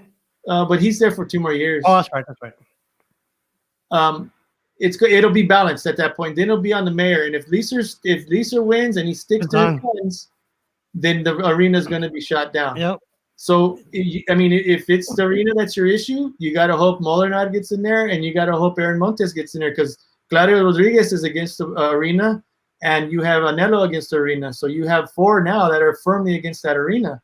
I think if Oscar Lisa or Veronica Carvajal gets if Oscar or Veronica gets in there, then there's a chance that arena will be taken off or put up for another vote.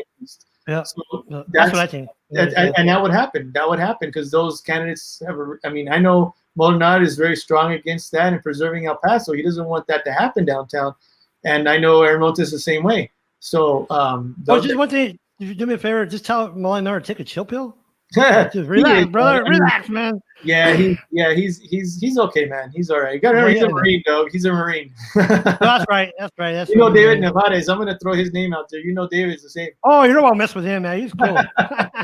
So yeah, he's a Marine, man. So he's got that fuse. But he's a really great guy. Like I said, once you get to know him, he's fantastic. So I mean, we can't go wrong if Molinat goes in there too. I mean, with these issues, especially with taxes and especially our open space.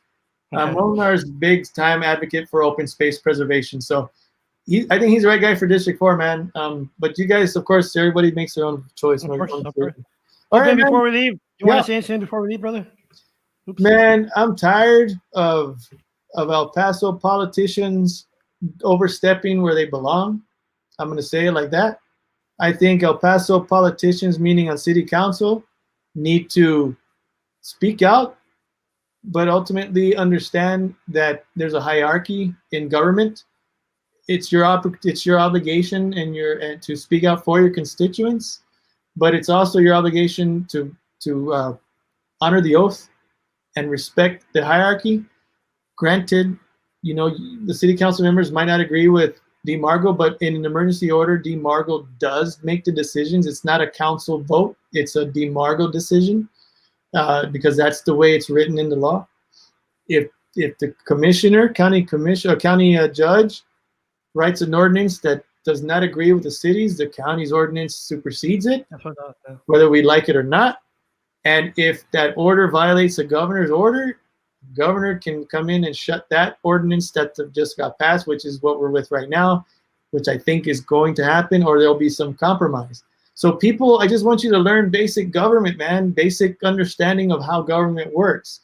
Just because you're loud and you stomp your feet doesn't mean the world is going to work that way. There's laws and different things that happen because of the structure of the past. You can't throw out the past that's got us to where we are today because you don't like it. The government is the government now. If you want to change the government, you get involved in government, and not an activist, you become involved in government. And that way you can become a legislator to change laws. It's the American way. It's how we do things here. We're not a communist country. We're not a socialist country. We're not a fascist country where laws and rules can be snapped into existence by one person. Doesn't work that way. Or by a group of angry people. Doesn't work that way. So if you understand the way the laws work, you'll understand how to manipulate the government to work in your favor. That's why I tell people, Ben, not the government itself and everything. Just know your history. Yeah. Know the history of whatever you want to talk, the topic you want to talk about, or you want to learn more about, because it helps. It helps you, understand what's really, really going on, like the arena. Yeah. People that might really come in like, what the hell is this arena stuff? But they go back and like, oh, okay, now I know why people are upset. Or, oh, I know why. So at the end of the day, check out his Facebook page, Sun City Live stream, because what Ben does when he starts going live, if you're subscribed, it'll pop up on your phone that he's live, and then you go review it or whatnot. But Ben, brother, I appreciate you coming on. Yeah, it's been great, man. We went way over, but it's necessary. I think we talk about all topics, man, and I think it's necessary. People, whether they take pieces of this, whether they take none of it, that's fine. Yeah. I just say, there's going to be a time in my career where I will be more heavily into politics on a personal level, and I say just follow me, follow what I do, and that way when the time comes, you know me well enough, because I do intend to, if everything goes well, to jump in politics and run for office in some capacity here in El Paso, because I feel there's things that the people of El Paso need to have more a voice of and more involvement in, and I don't think we're getting it the way we should, especially in the city level. So I have plans, and that's maybe a few years down the road. But George, you'll be the first to know when it happens, brother. I hope so, man. So check out his I mean, dude, it's not only politics. I mean, that's what we're talking about now. But it's like me, I want to be able to provide a lot more information. And like, for example, real fast, that taste testing. Remember you were going to the business about the pizzas? Are you still going to do that? Yes, we're with the three guys judging. That's right. That's what the guy was talking about, right? Yeah, me, Marco Corrias, and Colt Morris. Oh, you know him? Colt, he's all right, cool. Yeah, Colt's a great guy. He was part of the show. I have the footage of our first episode. We went out and judged 5 different prominent pizza places of El Paso, very local, all local businesses. And we put on a quick video. Like I put out the first piece when we visited Artavino's. But because of COVID, I decided I'm not going to put out the rest, because obviously I don't want people, going out to eat space. So I decided to hold off. And as soon as this COVID thing under control, we're going to get back out. We're going to be going out and visiting the rolled tacos, like the Chico's taco style. We're going to do evaluation. Really? We're going to look at the burgers, the different local burger places in El Paso. With the flauta places. I mean, we're going to go out and judge 5 different restaurants of each category, and then we're going to give you our opinion on which one's the best. Cool, man.